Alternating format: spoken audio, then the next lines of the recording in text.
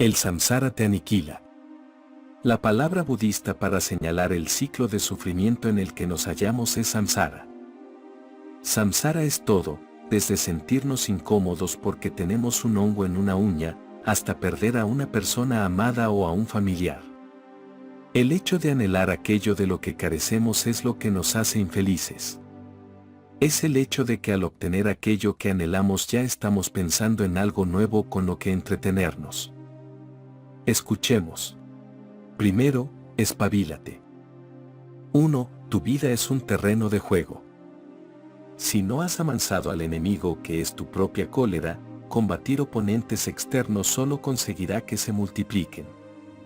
Por lo tanto, la práctica de un bodhisattva es utilizar un ejército de benevolencia y compasión para domesticar su propia mente. Nulchu Togme. De joven tuve un reloj despertador que tenía la forma de samurái japonés que blandía una espada en la mano y contaba con una esfera de reloj en el vientre. Funcionó durante 10 años y me despertaba cada mañana con el sonido de un guerrero aullando en japonés: despierta, despierta. Es la hora de la batalla. A muchos la vida nos parece una batalla. Nuestro primer instinto por la mañana es de autoprotección, deseando volver a perdernos entre las sábanas en lugar de hacer frente al nuevo día. Y eso pasa porque a menudo consideramos nuestra rutina diaria como una manera de ir tirando en la vida, pagar las facturas, encontrar una relación sentimental, mantener las amistades, alimentar la vida familiar. Y al final de la jornada nos sentimos agotados a causa del esfuerzo desplegado para tenerlo todo controlado. Invertimos mucha energía constantemente para estar al tanto del correo de voz, el electrónico, el correo basura, las facturas, las chicas o los chicos. En lugar de hacer frente a esos diversos aspectos de nuestra vida con una mente abierta, nos arrastramos a través de ellos y nos aferramos a nuestras escapatorias, nos mordemos las uñas, bebemos cervezas, tenemos relaciones sexuales, realizamos compras por internet, o bien vamos al gimnasio. Algunos incluso nos las arreglamos para ser polivalentes y ocuparnos de todo lo anterior a la vez. Aunque lo intentamos con todas nuestras fuerzas, sabemos que al final de la jornada siempre se nos quedará algo en el tintero y que, a pesar de todo, habremos dedicado muy poco tiempo a ocuparnos de nosotros mismos. Ahí es donde la meditación resulta especialmente útil. La práctica de la meditación trata sobre todo de aprender a estar presentes y apreciar el mundo que nos rodea. Nos ayuda a ver el mundo no como un campo de batalla, sino como un terreno fértil para practicar la sinceridad y el ser conscientes. Las enseñanzas budistas nos muestran que lo único que nos está impidiendo estar realmente presentes en nuestro mundo es un intenso cuelgue con nuestra manera habitual de considerar las cosas. La mayoría de nosotros contamos con una rutina establecida que nos conduce a lo largo del día. A veces solidificamos esa rutina, convirtiéndola en una manera de vivir. Entonces surge la pregunta: ¿funciona? Nos descubrimos, un día tras otro, agitados e inquietos a causa de las mismas clases o trabajo, de la misma relación, los mismos bares y cuelgues, y anhelamos un cambio radical. Sin embargo, no se trata necesariamente de que nuestro mundo sea problemático, lo problemático es nuestra perspectiva.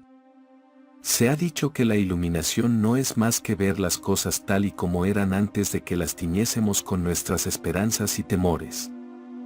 Si pudiéramos relajar nuestra ansia acerca de cómo deberían ser las cosas y limitarnos a apreciarlas tal y como son, entonces el mundo se transformaría mágicamente en un terreno de ricas posibilidades.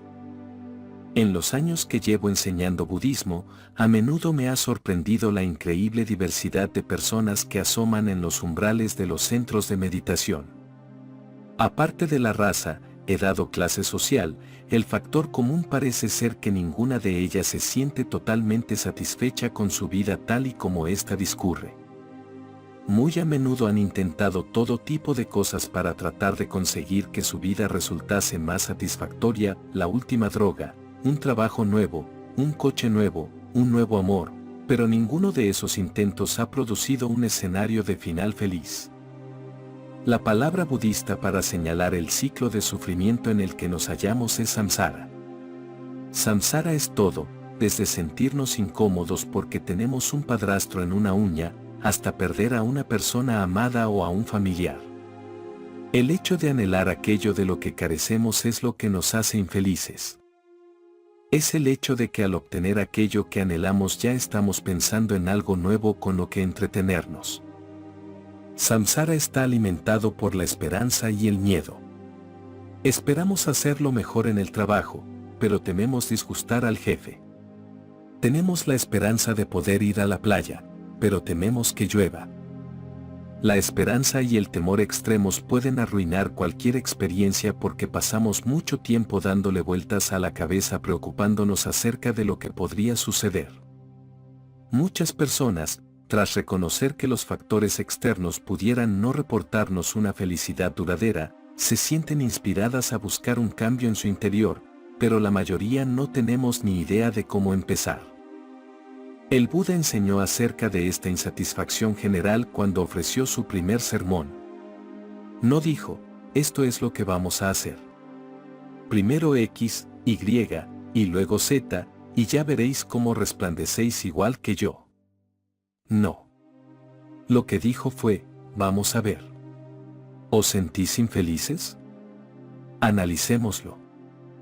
Luego pasó a la cuestión de que sufrimos porque no acabamos de tener mucha idea de quiénes somos. El lado positivo sería que dijo que existe el cese de todo ese síndrome de agitación que sentimos en la vida. Para ello trazó un sendero a fin de que pudiéramos explorarnos a nosotros mismos y descubrir nuestro propio camino para iluminar el corazón y la mente. Este sendero está conformado por la meditación y la buena conducta.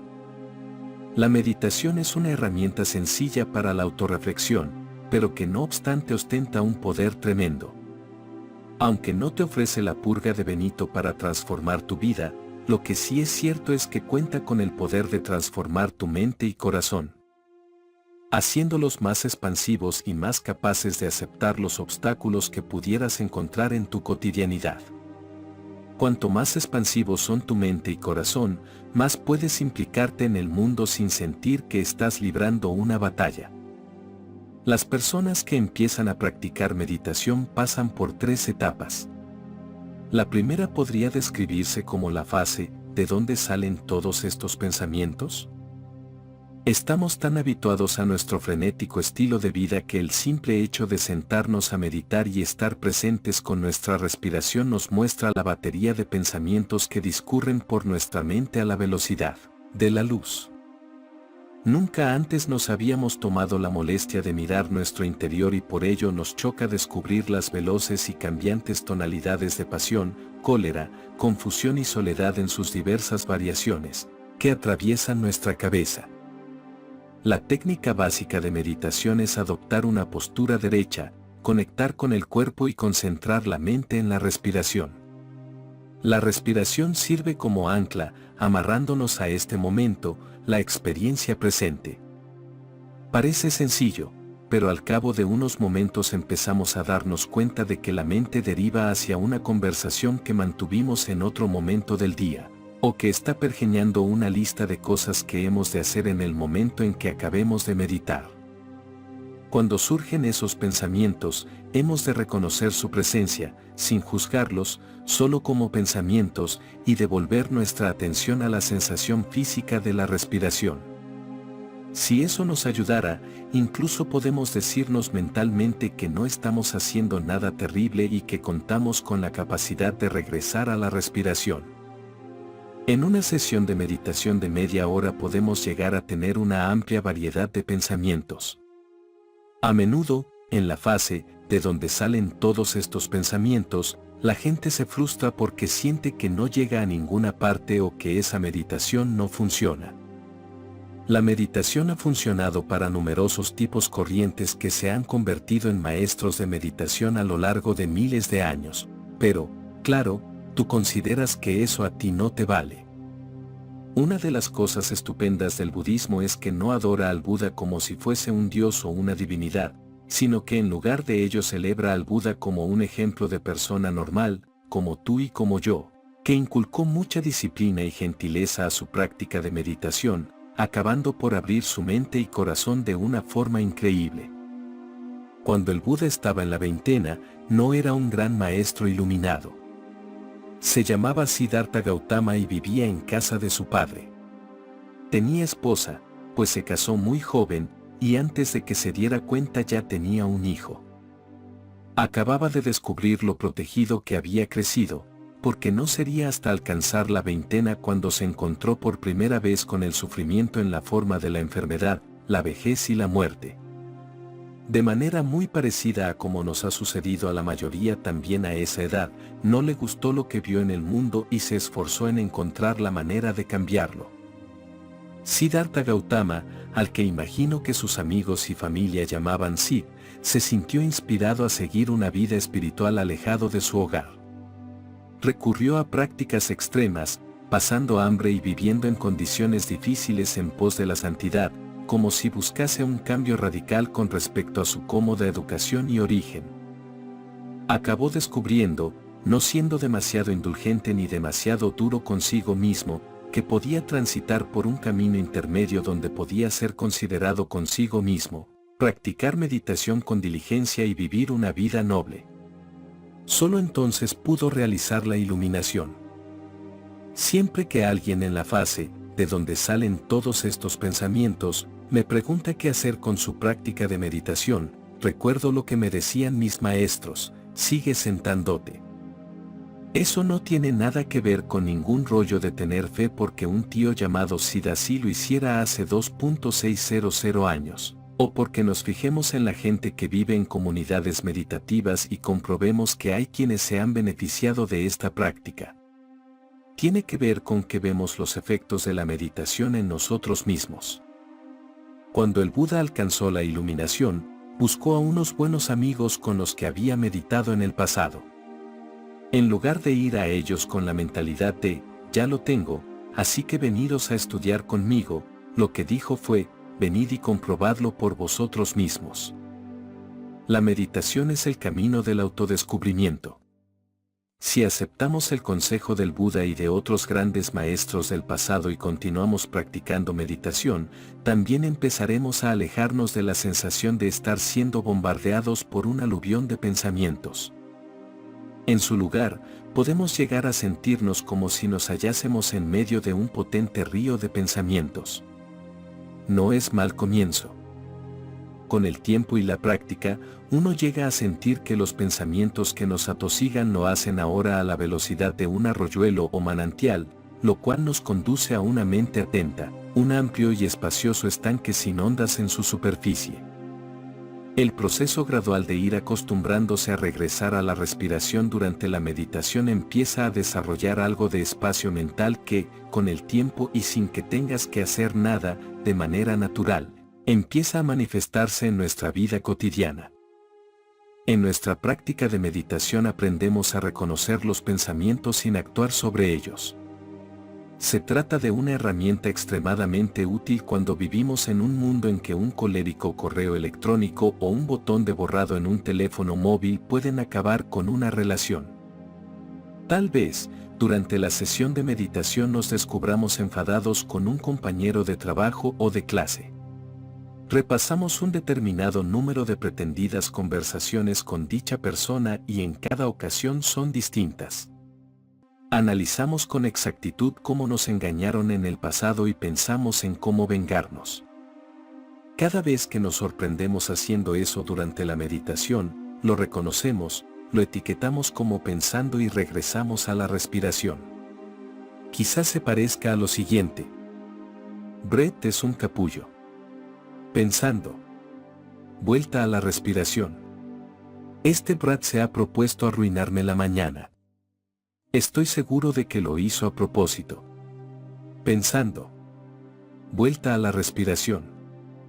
Repitiendo esta sencilla práctica de darnos espacio en el cojín de meditación, nos preparamos para relacionarnos con esa emoción y esa persona en la vida cotidiana.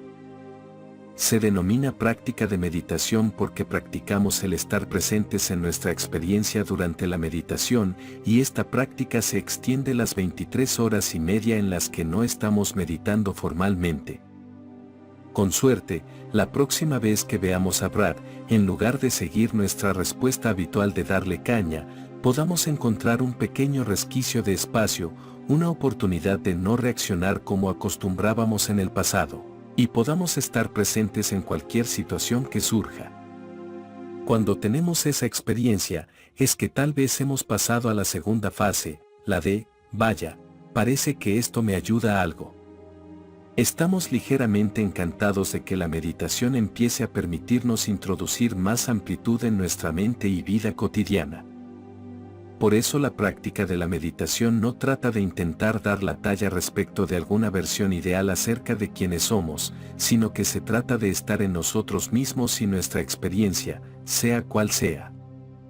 La tercera fase podría decirse que es algo así como, la meditación es un chollo. Hemos visto que crear más espacio alrededor de los pensamientos y las emociones intensas durante nuestra práctica de meditación nos permite relacionarnos totalmente con estos y estás en nuestra vida cotidiana. Eso nos sienta bien. Nos sienta tan bien que queremos seguir explorando este camino con la esperanza de llegar a aportarnos cierta sensación de cordura a nosotros mismos, a nuestra vida cotidiana y al mundo que nos rodea. Sin embargo, al igual que sucedía en nuestro primer ejemplo sobre los muchos años que le costó al Buda dar con una técnica que le funcionase, tampoco nosotros podemos esperar que la meditación nos cambie la vida de la noche a la mañana. Si quieres ponerte en forma físicamente, no esperas obtener una diferencia radical tras haber corrido unos pocos días o pasado un largo fin de semana en el gimnasio. En lugar de ello, empiezas acostumbrándote poco a poco a las pesas y las máquinas, reforzándote sesión a sesión, a lo largo de bastante tiempo. Cada vez que puedes impulsarte un poco más te sientes inspirado. Lo mismo puede decirse de la mente con la meditación. No podemos esperar sentarnos 5 horas e iluminarnos. Ni tampoco podemos sentarnos 15 minutos al día. Durante una semana, y cuando nos damos cuenta de que no estamos más cuerdos ni nos sentimos mejor que antes, abandonar. Sesión a sesión, empezamos a adquirir la flexibilidad y apertura mental que irán haciendo que nuestra mente se torne saludable y vigorosa. Hemos de empezar entrenando la mente de manera regular en sesiones cortas, a fin de ir aumentando la estabilidad que acabará extendiéndose al resto de nuestras vidas. En última instancia creo que cualquiera que se sienta atraído a una vida espiritual quiere beneficiar al resto del mundo. Nadie escogió leer este libro porque desease un coche mejor o una pareja más guapa. Queremos aprender a ser cuerdos, cómo ser más francos en nuestras vidas y cómo difundir la cordura y la compasión en un mundo cada vez más caótico. El primer paso es enfrentarnos a nuestros demonios mentales al ir conociéndonos a nosotros mismos en la meditación. Necesitamos entablar amistad con nosotros mismos, y aunque suene muy sobado, a amarnos a nosotros mismos, para así poder amar al mundo. El despertador en forma de samurái nos indica una manera en que podemos enfocar nuestra jornada. Podemos pensar en nuestra mañana y decirnos, es hora de ir a la batalla. Yo contra el mundo. Para ganar, debemos mostrarnos despiadados en el trabajo y obtener aumentos de sueldo y ascensos, adquirir los últimos dispositivos electrónicos y tener una supermodelo por esposa. Ese punto de vista resulta agotador y gastado, porque nos obliga a luchar constantemente para poder alcanzar ese nuevo escalón de la escalera de nuestra carrera profesional. Nuestros dispositivos quedan obsoletos al cabo de pocos meses y a nuestra pareja se le acaban desdibujando los rasgos. Considerar nuestra jornada como una batalla nos separa del mundo que nos rodea y hace que nuestras vidas cotidianas parezcan algo que debemos conquistar y someter, o bien limitarnos a sobrevivir. En cambio, podrías considerar tu vida como una buenísima oportunidad. Cuando suene el despertador, puedes dedicar un minuto a reflexionar acerca de todo lo que tienes en la vida, amigos, familia, aquello que te importe y apreciarlo. Al ir adentrándote en la jornada, podrías dedicar algo de tiempo a meditar y observar la manera en que ese poco tiempo que le dedicas te hace sentir más espacioso y a tu mente más expansiva. De hacerlo, podrías descubrir que ese mundo que antes daba la sensación de ser tan intimidatorio, contra el que valía la pena luchar, resulta que no es tan difícil cuando no incluyes tus pasiones, agresividad y confusión de siempre en todos los escenarios, y en lugar de ello, infundes amplitud a todas las situaciones. Cuanto menos sigamos aceptando nuestra versión acartonada acerca de cómo deberían ser las cosas, más dispuestos estaremos a aceptar las cosas tal como son. Cuando estamos en disposición de poder hacerlo, nuestras vidas dejan de ser una batalla y pasan a convertirse en un terreno de juego en el que disfrutar. 2. Ríete ante el montaje de tu mente. Antes de embarcarnos en un camino de desarrollo de nuestra sabiduría y compasión, necesitamos aprender lo básico. Hemos de saber cómo trabajar con nuestra propia mente. A la técnica de meditación presentada en este capítulo se la suele denominar chamata. Se trata de una palabra sánscrita que podríamos traducir como serenidad. ¿Suena bien? ¿Verdad? El proceso de reservar cierto tiempo a la meditación de tu rutina cotidiana y agitada pudiera inducir ese efecto sosegador. No obstante, ampliaré este tema, la meditación no siempre es calmada. Cuando empiezas a meditar te das cuenta de que chamata tiene un sorprendente efecto secundario, pues empiezas a observar los diversos aspectos de tu mente ocurriendo como si se tratase de la pantalla de un cine. Contemplas tus expectativas, temores y alocadas y desenfrenadas fantasías en un bucle constante en tu mente.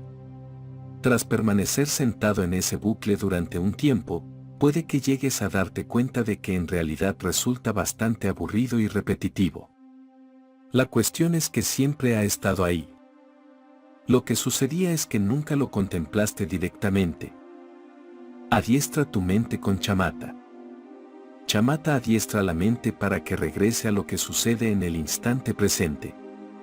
Cuando contemplamos el montaje de la mente, y de repente se desplaza a una escena en la que estás en el Caribe con una copa en la mano, en una playa tropical y hundiendo los dedos de los pies en la arena, tal vez caigas en la cuenta de que esa no es mi realidad.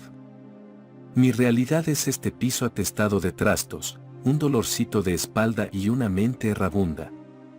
Tanto si te lo crees como si no, se trata de una buena cosa. Darte cuenta de que te has ensimismado en tus pensamientos es el primer paso para regresar al presente con regularidad. Se parece un poco al primer paso de Alcohólicos Anónimos, en el que admites que careces de control sobre el alcohol.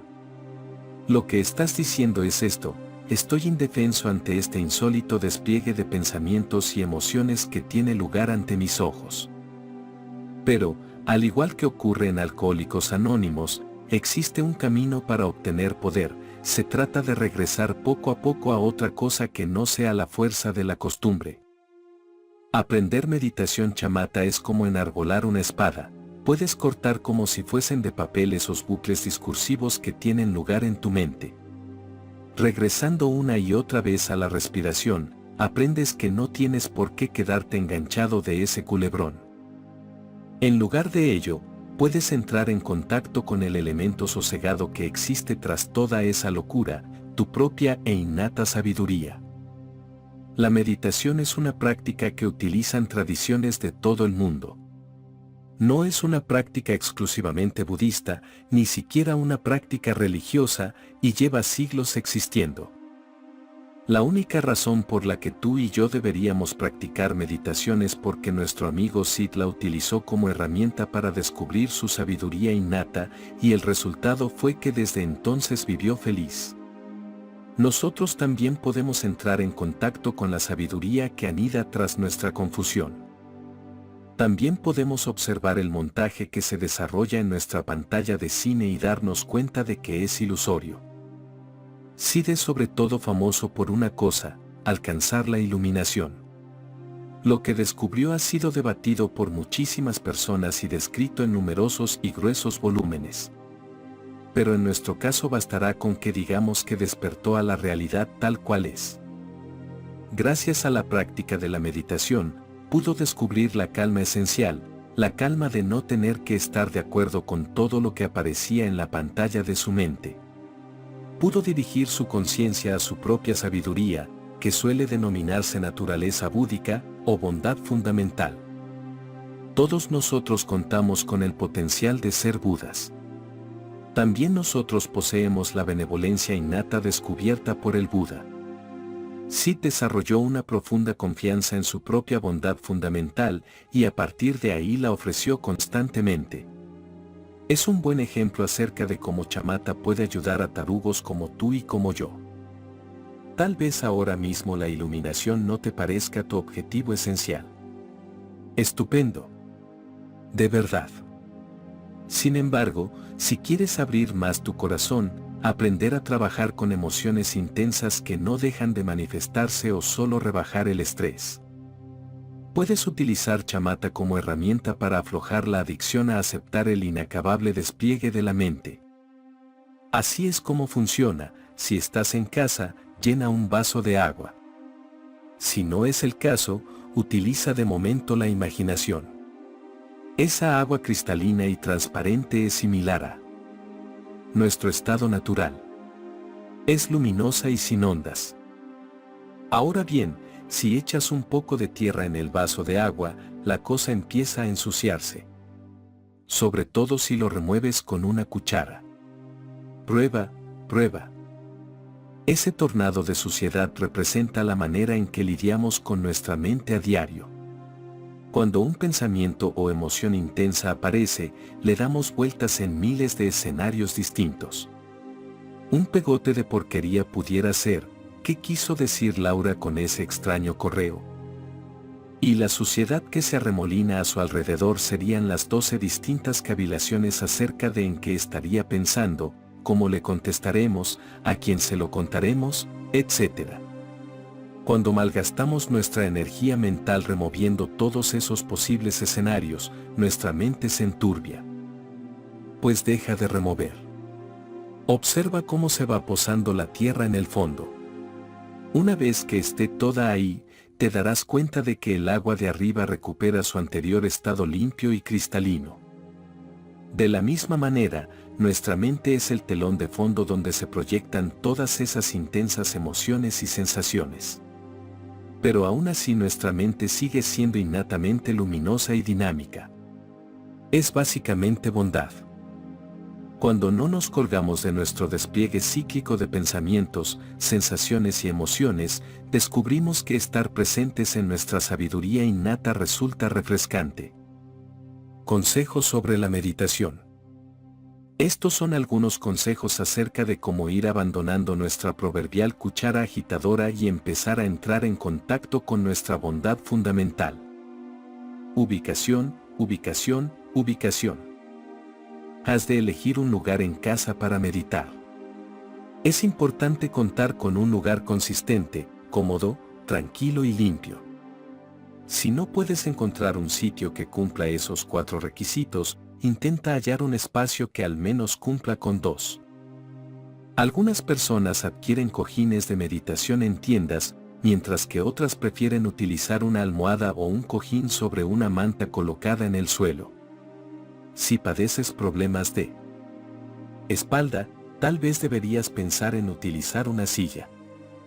Adopta la disposición que te parezca más adecuada en el lugar que te parezca inspirador y amplio. No es obligatorio contar con un sitio a prueba de ruidos, pero la idea es que has de sentirte atraído por ese espacio y que puedas sentarte durante un periodo de tiempo sin sufrir distracciones. No te sientes frente al ordenador o la televisión, aunque estén apagados. Hacerlo frente a la pared o una ventana servirá. Cuerpo. Siéntate en el cojín o la silla. Si lo haces en un cojín, siéntate con las piernas relajadamente cruzadas. Si estás en una silla, reposa ambas plantas de los pies firmemente en el suelo. Cuando te sientas a meditar, Lo más conveniente es sentirse equilibrado y firme. A partir de esta sólida base, siéntate derecho, igual que solía indicarte tu madre. Si la imagen te ayuda, imagina una cuerda en la coronilla de tu cabeza que te tira hacia arriba, estirando la columna vertebral. No obligues al cuerpo a hacer nada, permítete adoptar tu curvatura natural. Relaja brazos y hombros. El Buda tuvo un estudiante que era músico y que en su práctica de meditación adoptaba una postura especialmente rígida. Nuestro amigo Sid le dijo: «Explícame otra vez cómo afinas tu instrumento. ¿Cómo deben estar las cuerdas?», contestó el músico. «Ni demasiado tensas ni demasiado flojas». «Así es», dijo Sid. «Medita también así».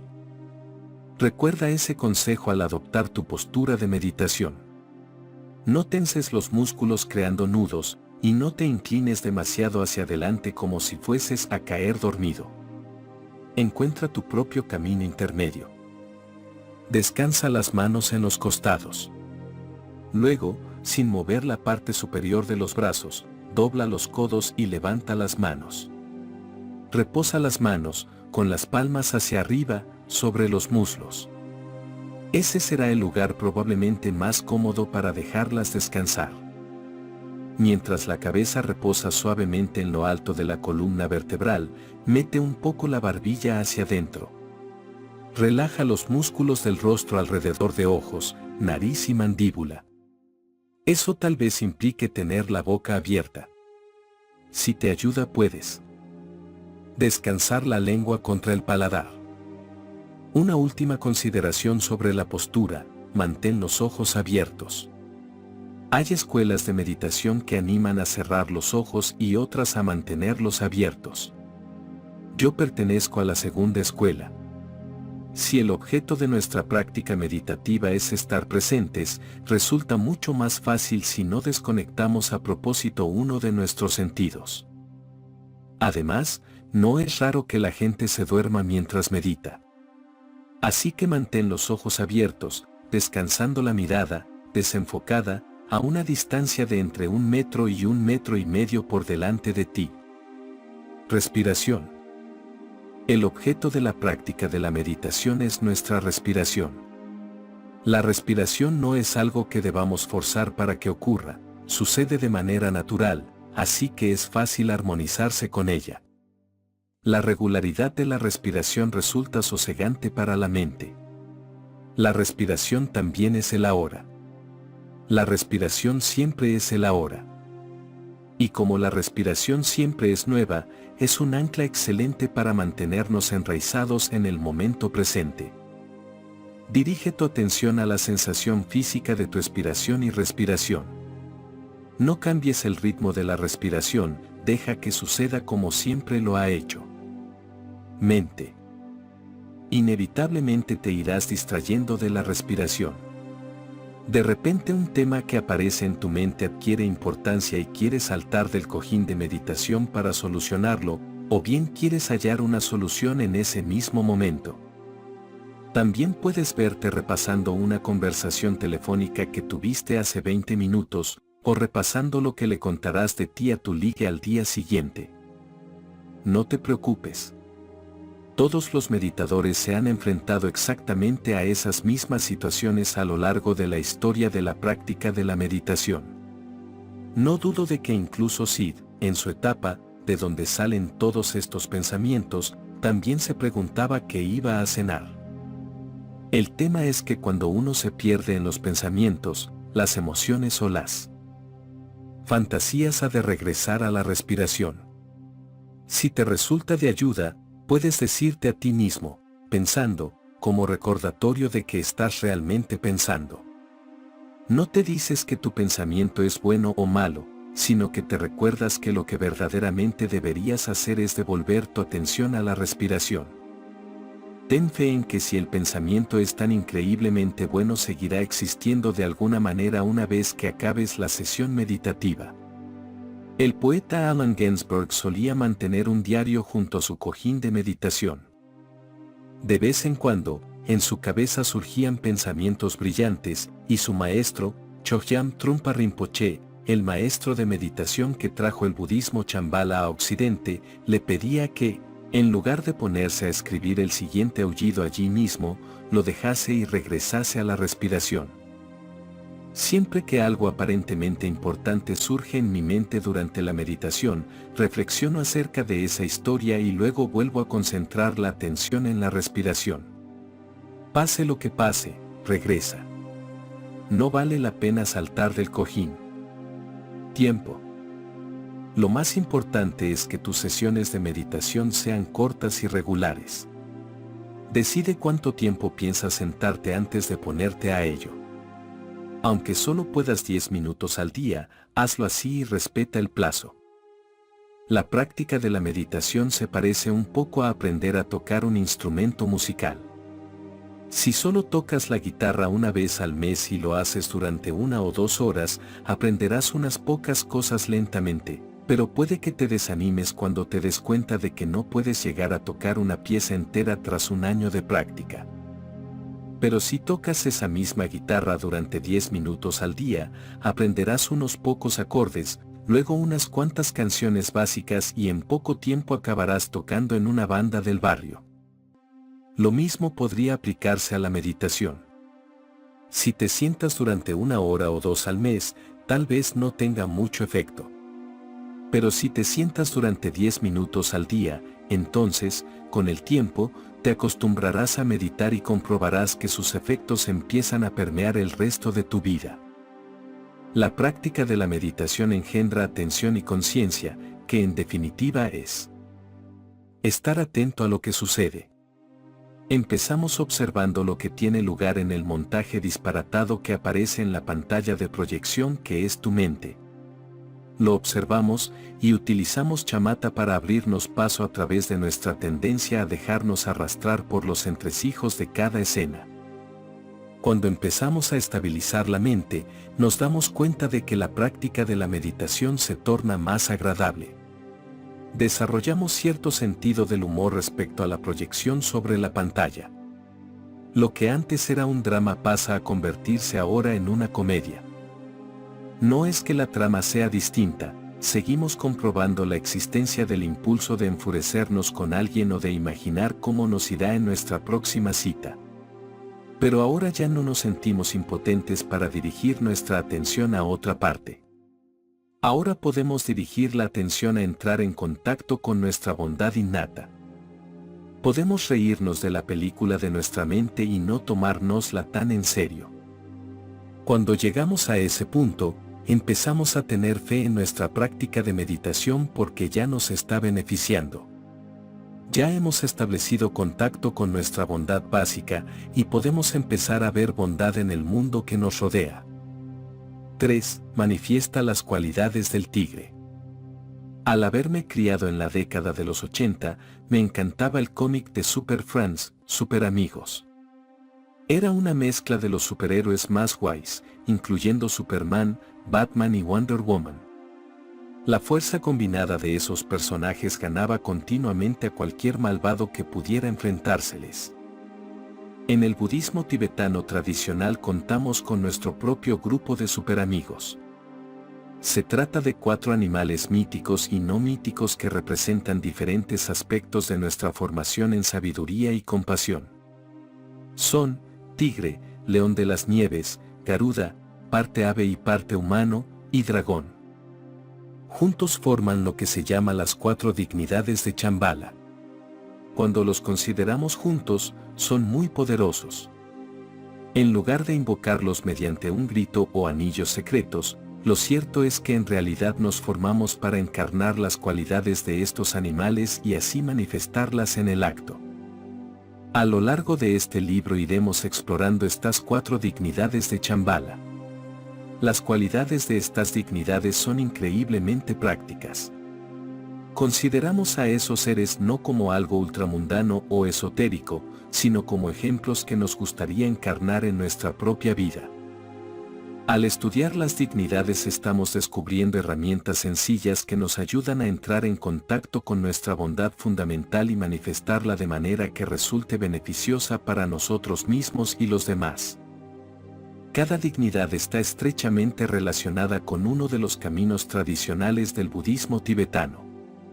Al ir explorando cada animal, iremos avanzando por estos 4 yanas, o vehículos, de la estructura tradicional budista. El tigre y el camino Hinayana. El tigre es el primero de estos 4 animales. Al camino Hinayana se le atribuyen muchas de las cualidades del tigre. Se trata de un camino que se concentra en el propio viaje hacia la iluminación, pero que no excluye beneficiar a los demás. Hinayana es una palabra graciosa porque se traduce directamente como vehículo. Estrecho o menor. Algunas tradiciones budistas se concentran únicamente en este sendero y no resulta sorprendente que la traducción les parezca ofensiva. En lugar de dejarnos llevar por las traducciones, podemos referirnos al Hinayana como un proceso de espabilarse. En otras palabras, el Hinayana es un camino para trabajar con nuestra mente de manera consistente, para manifestar un luminoso despertar. Creo que eso es algo que apoyaríamos todos. La razón de que la imagen del tigre se asocie con la tradición hinayana radica en que el tigre se desenvuelve en su entorno inmediato con atención, despertando así a su propia vida. Las 3 cualidades del tigre. El tigre encarna sobre todo 3 cualidades: discernimiento, delicadeza y precisión. Discernimiento. El tigre se mueve cuidadosa pero gallardamente por la selva. Se toma su tiempo y observa su entorno y luego actúa basándose en ese conocimiento. En otras palabras, el tigre observa antes de saltar. Para nosotros, meditadores del siglo XXI, eso pudiera implicar observar un trago de tequila y preguntarnos a nosotros mismos antes de dar un sorbo: ¿me reportará esto felicidad o bien dolor? Si observamos con una mirada honesta nuestra vida, es posible que veamos que solo estamos bebiendo porque no hace mucho nos abandonó nuestro amor y queremos ahogar ese dolor. De ser así, entonces hemos de darnos cuenta de que el tequila solo hace las veces de esparadrapo temporal. Cuando volvamos a estar sobrios, esa persona seguirá sin estar cerca. En este caso, invocar el discernimiento del tigre nos lleva a darnos cuenta de que emborracharnos no es una solución viable. Lo que deberíamos hacer es lidiar con nuestro dolor directamente, sin automedicarnos. Reflexionando sencillamente de este modo sobre nuestras actividades cotidianas, nos hacemos conscientes de cuáles son nuestras pautas habituales. Aprendemos que bebemos cuando estamos molestos, que nos mordemos las uñas cuando estamos nerviosos o que tenemos relaciones sexuales cuando nos sentimos solos. Sacamos nuestra atención plena del cojín de meditación y la aplicamos a los pormenores de nuestra vida. Una vez que conocemos los aspectos de nuestra vida en los que buscamos mayor participación y que deseamos negar, se abre un camino viable hacia nuestra propia felicidad. Delicadeza. A menudo se presenta a los tigres como bestias violentas. Sin embargo, si alguna vez has observado a una tigresa con sus cachorros, verás que es increíblemente delicada. La majestad de la tigresa procede del hecho de que, aunque es capaz de hacerte trizas con sus garras, en la mayoría de las ocasiones elige no hacerlo. El fallecido maestro budista Tulku Gyaltsen Rinpoche solía decir: siendo agresivo puedes lograr algunas cosas, pero con delicadeza puedes lograrlo todo. Si comprendes que cedes a algunos hábitos que no te llevan hacia la felicidad, no deberías reprenderte. Tú, gilipollas. Sabías perfectamente que el tequila iba a hacer que la telefoneases borracho porque sobrio no te atreves, y ahora has desperdiciado tu oportunidad de volver a estar juntos porque la has cabreado. Ese tipo de diálogo interior es contraproducente. El camino de la introspección es largo y turbulento. Si te enfureces contigo mismo cada vez que te saltas una sesión de meditación o que llamas borracho a una ex, podrías desanimarte y querer probar otra cosa. Por eso es importante ser delicado contigo mismo. El corazón de la práctica del tigre es que es afable consigo mismo y amable con los demás. Pema Chodron, maestra de la tradición budista Shambhala, conoció en una ocasión a un hombre que convirtió esta enseñanza en el núcleo de su práctica meditativa.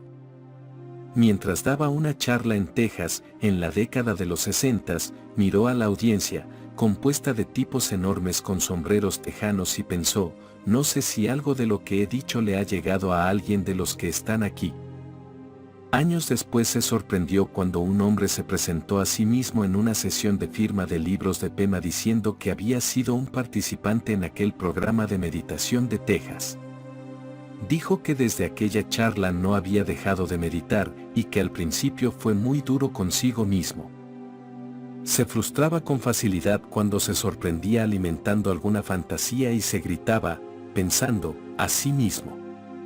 No obstante, tras contemplar su instrucción, decidió adoptar un nuevo enfoque, y gracias a ello descubrió que le reportaba una gran alegría de volverse a la respiración diciéndose, delicadamente: estás pensando, chaval.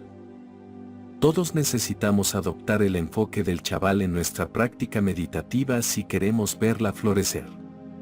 De la misma manera, cuando nos frustramos ante otros aspectos de nuestra vida, es necesario que cultivemos un enfoque delicado.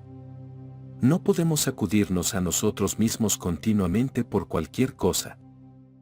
En 2.600 años de meditación y enseñanza, ningún maestro budista ha dicho nunca: para ser franco, deberías mortificarte continuamente. Así es como crearías un cambio interior. Aprender a caminar delicadamente a través de nuestro mundo como hace el tigre es una práctica. Hace falta reflexión, aprendizaje y paciencia. En último término, podremos llegar a encarnar esta cualidad. Una vez que seamos delicados con nosotros mismos, podremos ofrecer esa delicadeza a los demás. Precisión. Cuando el tigre se mueve lentamente por la selva, coloca cada zarpa en el suelo con un increíble cuidado. Sus sentidos están armonizados con el mundo que le rodea. En otras palabras, está presente y despierto en su entorno cotidiano. Demasiado a menudo nos precipitamos por la vida sin apreciar realmente lo que está sucediendo en este momento. A través de la práctica de la meditación, aprendemos a asentarnos en la situación presente, la sensación física de la espalda derecha, del cuerpo respirando con naturalidad y los pensamientos fluyendo por la mente. En nuestro mundo postmeditativo, podemos estar presentes en todos los aspectos de nuestra vida, sea el trabajo, los estudios, al hablar por teléfono con miembros de la familia complicados o al jugar con las mascotas.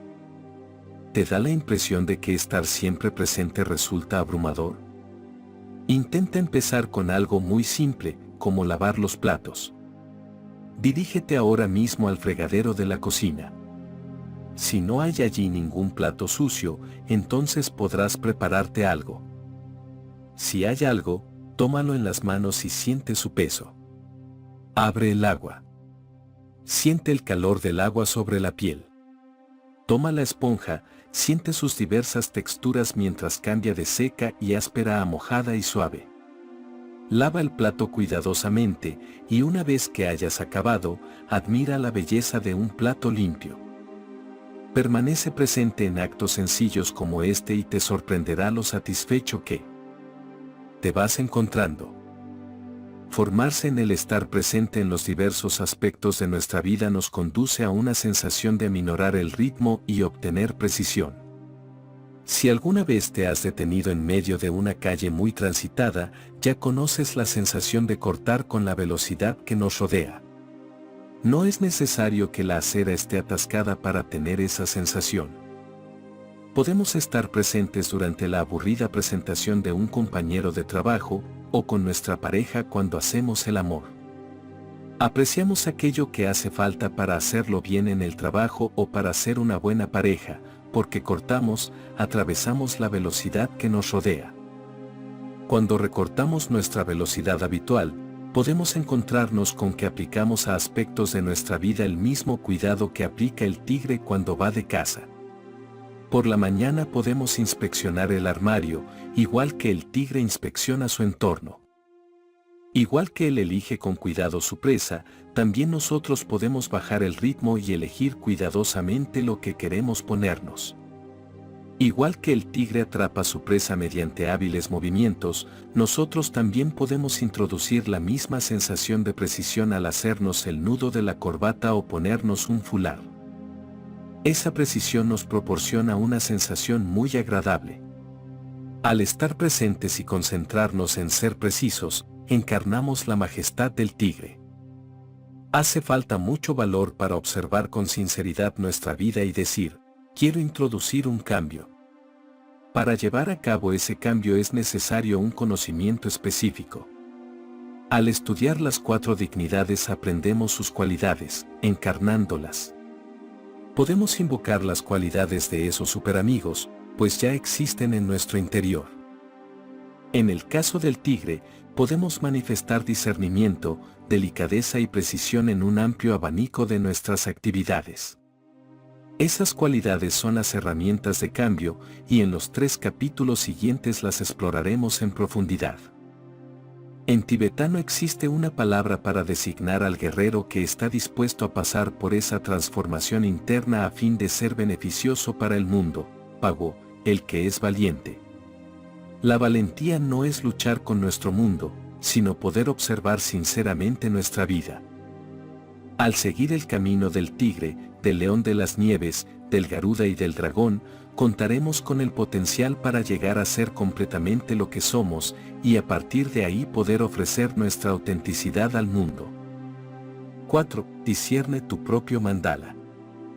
El propósito de estudiar budismo no es estudiar budismo, sino estudiarnos a nosotros mismos. Sunryu Suzuki Roshi. En la primera escena de la película Ocean's 11-2001, nuestro protagonista, Danny Ocean, está a punto de ser liberado de una prisión de Nueva Jersey. Sale con seguridad de la penitenciaría vistiendo un smoking con una pajarita sin ajustar colgándole del cuello, y al cabo de unas pocas semanas ha maquinado un golpe que le reporta $11 millones y el amor de su ex esposa. Pero esta es la parte que no se montó y quedó en el suelo de la sala de montaje. Danny estuvo 4 años en la cárcel preparándose concienzudamente para esas pocas semanas tras su liberación. Esa actitud aparentemente despreocupada a ojos del espectador es en realidad una cadena de acontecimientos escrupulosamente planeada por alguien que se había concentrado con todo su ser para conseguir hacer realidad su objetivo. Contaba con una motivación en mente y en cuanto pudo se esforzó en conseguirla. El pandita indio Santideva dijo en una ocasión: garzas, gatos y ladrones logran lo que se proponen al desplazarse sigilosamente y pasar desapercibidos. Así es la práctica constante del sabio. Santideva utiliza aquí el término sabio cuando se refiere a un término budista muy común, bodhisattva. Este término también puede traducirse del sánscrito como guerrero valeroso o guerrero sin prejuicios. Un guerrero así no es alguien que busque pelea, sino que, como ya dijimos antes, es alguien dispuesto a comprometerse y hacer frente a su manera habitual de relacionarse con el mundo. Mientras que al ladrón le motiva el dinero y el éxito, al bodhisattva le motiva trabajar con su propia mente a fin de beneficiar a los demás. A veces se percibe el budismo como una religión moralista. Cuando yo iba a la universidad y le decía a la gente que era budista, me echaban en cara la cerveza que tenía en la mano y la nena colgada del brazo. Daban por sentado que los budistas no beben ni tienen relaciones sexuales.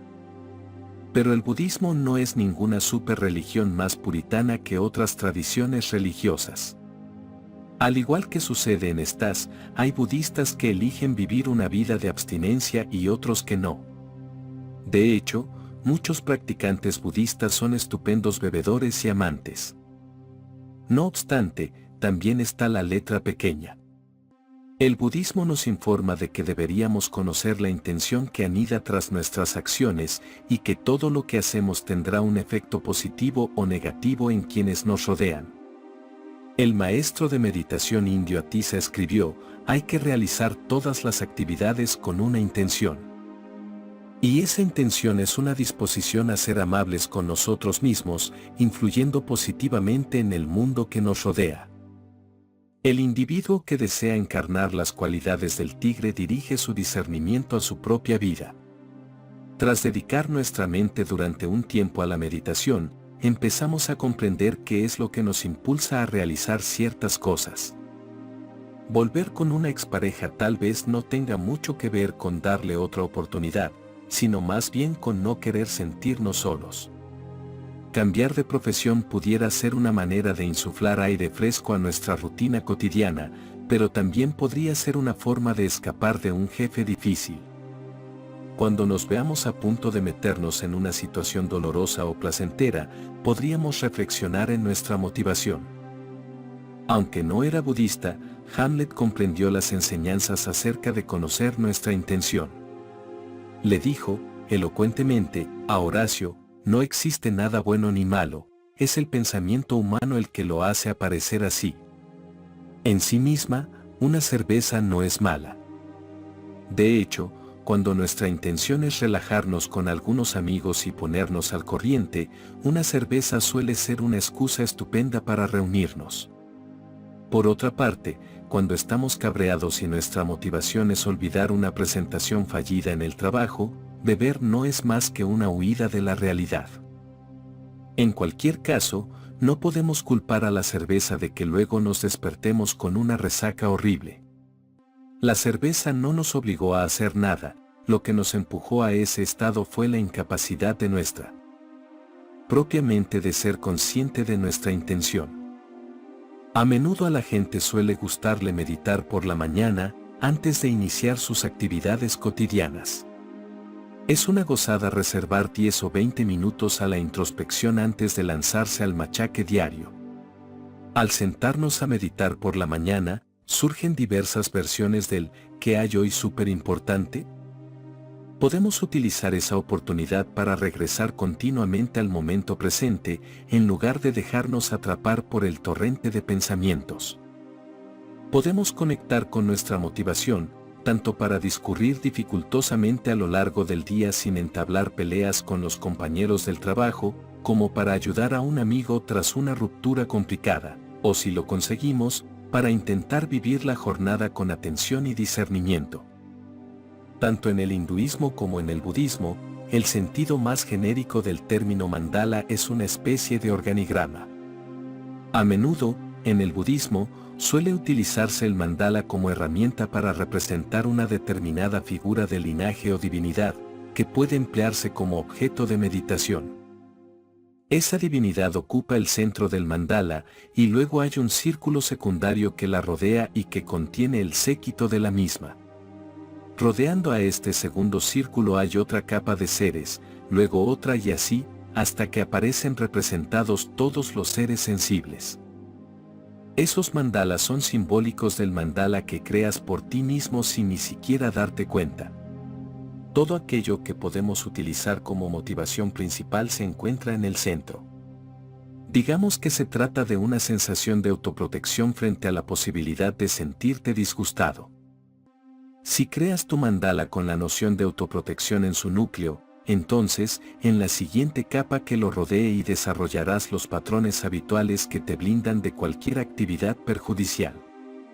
Por ejemplo, no probarás cosas nuevas ni conocerás a gente nueva. Fuera del espeso muro del mandala, hay otro círculo que probablemente incluya a la gente que ya participa en tu vida y que siempre te dice cosas agradables y te hace sentir bien. Luego está la capa externa que pudiera estar constituida por todos los lugares bonitos a los que vas siempre, y ese plato del menú que siempre pides para que así no te decepcione cambiar. Puedes ir creando capa tras capa a fin de ir formando tu identidad y estilo de vida alrededor de la autoprotección. Diría que en Estados Unidos hay mucha gente que tiene, como centro de su mandala personal, aquello de salir adelante en la vida.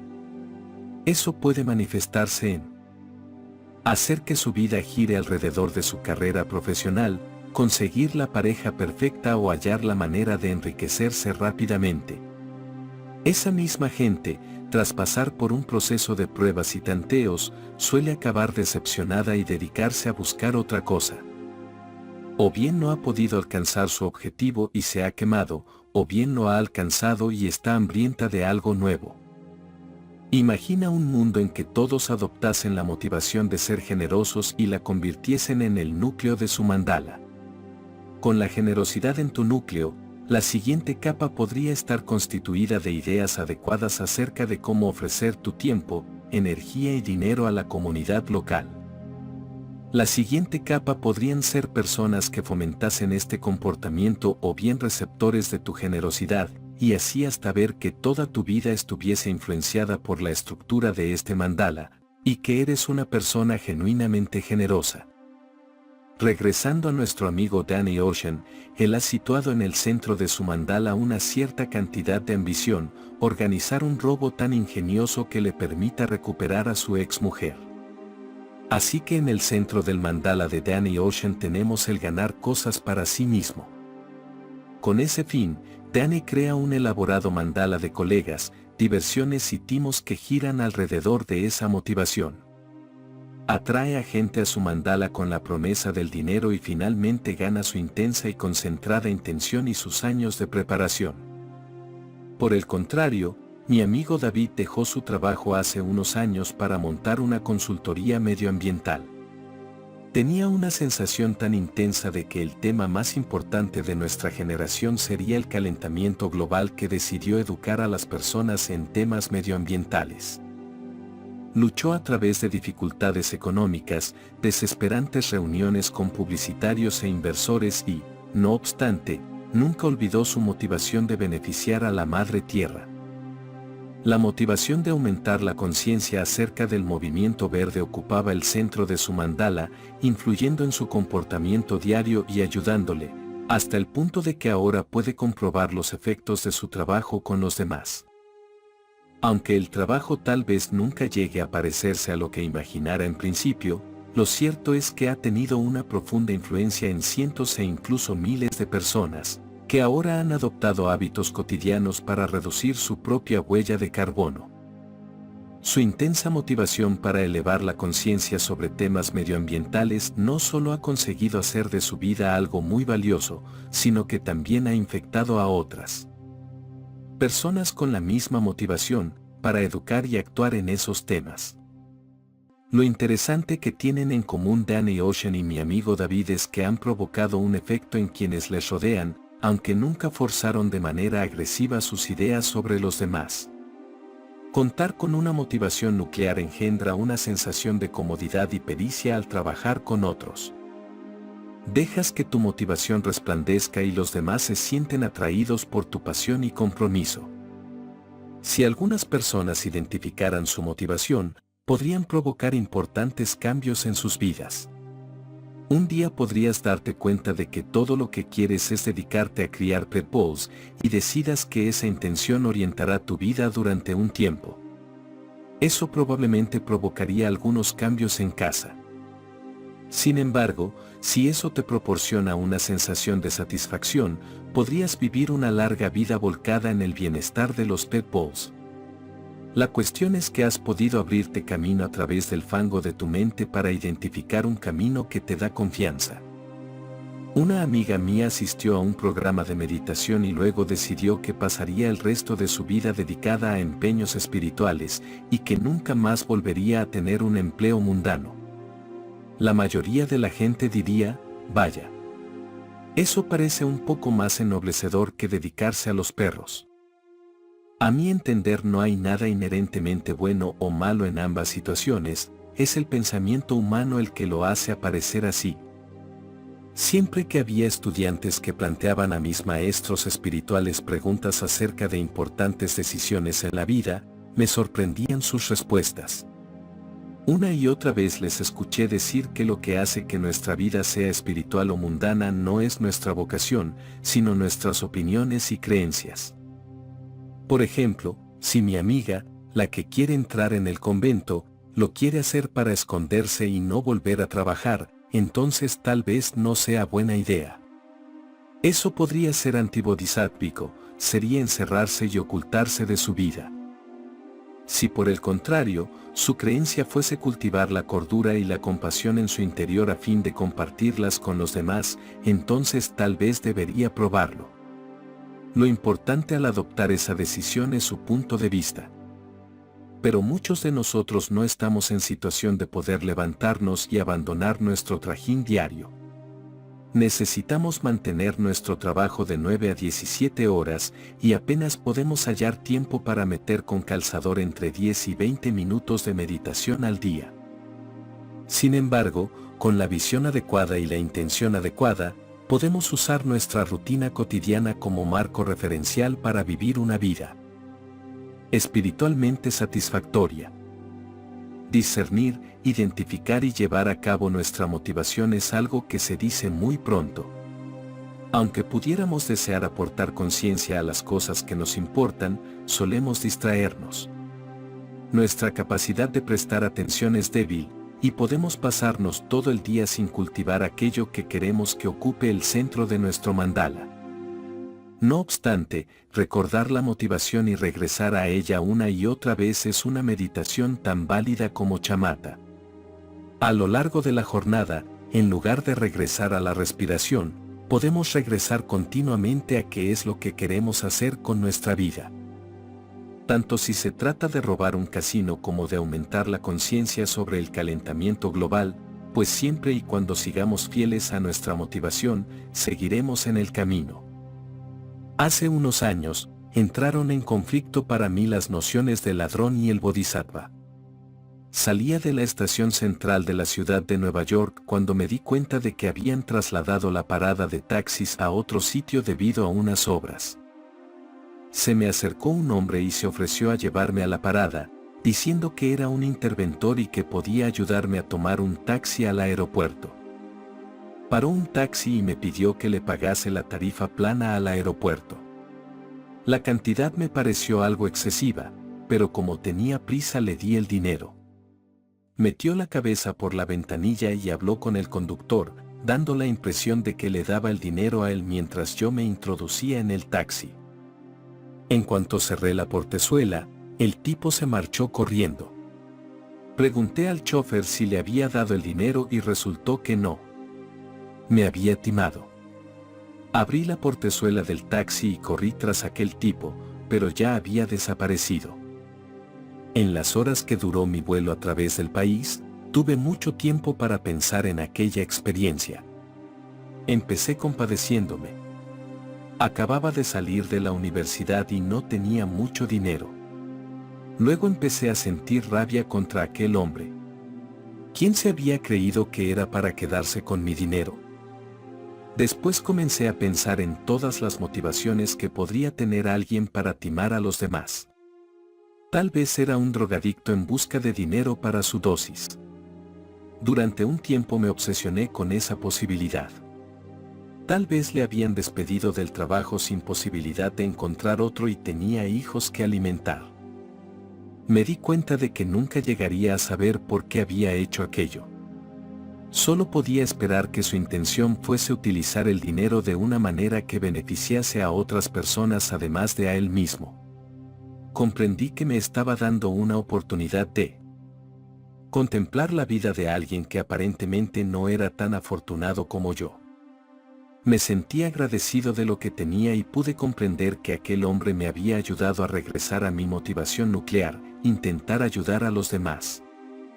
Tras haber contemplado esa situación en muchas ocasiones desde entonces y habiendo aprendido muchas cosas sobre mí mismo gracias a esa experiencia, no puedo dejar de preguntarme si el hombre era un ladrón o un bodhisattva disfrazado.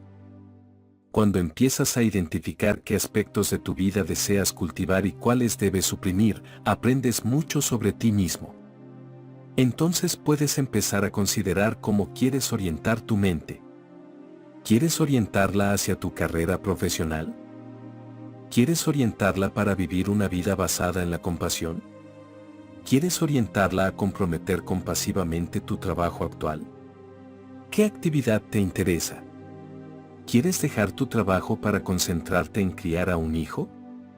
¿Quieres entrar en el camino monástico? ¿Quieres pasar más tiempo ocupándote de tu madre anciana? Siendo inquisitivos con nuestra vida, podemos identificar cómo queremos seguir adelante. Podemos tomar nuestra motivación nuclear y convertirla en el centro de lo que somos. A partir de ahí, nos irradiaremos hacia los demás. Todas nuestras actividades estarán imbuidas de nuestra creencia central. Al hacerlo vivimos una vida de la que nos sentimos orgullosos y una vida que tiene un efecto positivo en todos aquellos con los que entramos en contacto.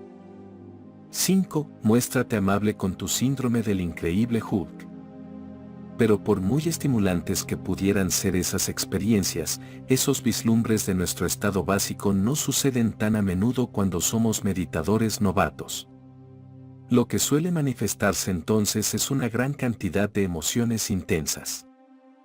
Lo interesante de las emociones es que, al igual que sucede con todos los pensamientos, nuestra práctica meditativa no las considera buenas ni malas. Son simplemente el despliegue energético de nuestra mente. Son pensamientos con muchísima energía sosteniéndonos. Cuando nos sentamos a meditar, puede que pensemos en nuestra próxima fiesta de cumpleaños, que confeccionemos una lista mental de actividades para el lunes por la mañana, que nos sumerjamos en alocadas fantasías acerca del camarero o la camarera de nuestra cafetería favorita. Emociones no siempre estarán activas en la superficie, a menos que las agites. En otras palabras, no son tus emociones intensas las que te causan problemas, sino el hecho de que te cuelgas de ellas. Algunas personas creen equivocadamente que el término iluminación viene a significar algo así como un estado robótico en el que uno es incapaz de sentir ninguna emoción. Los grandes maestros de meditación que he conocido son cualquier cosa menos robots. Sienten mucho las emociones, pero no se obsesionan con ellas.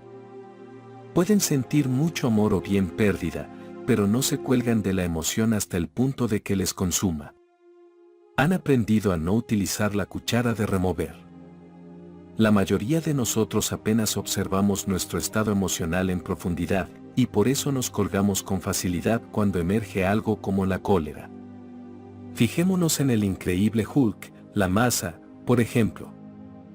Bruce Banner, el personaje del cómic, es un científico de maneras suaves, pero cuando se enfurece se convierte en un gigante verde encolerizado, en un monstruo. Bruce podía vivir cualquier jornada la mar de tranquilo hasta que se daba un golpe en el dedo pequeño del pie, que representaba la gota que hacía rebosar el vaso de aquel día y de repente se ponía enorme, destrozaba su ropa y arrasaba la cocina, por poner un ejemplo. Esa es una manera de dejarse llevar por las emociones que provoca mucho daño.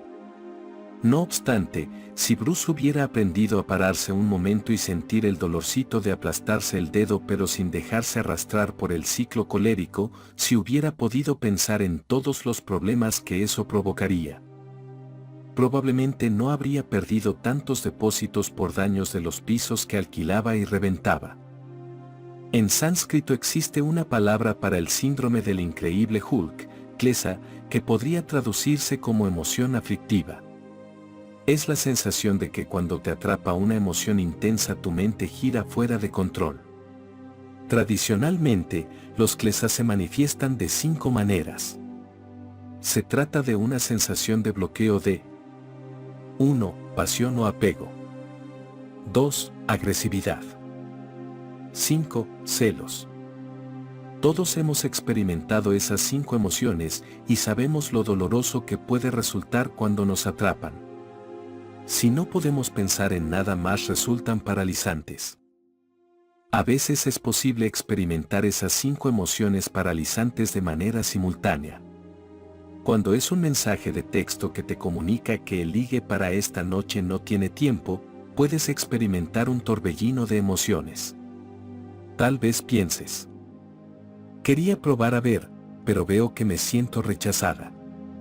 Así que se joda. Yo soy maravillosa.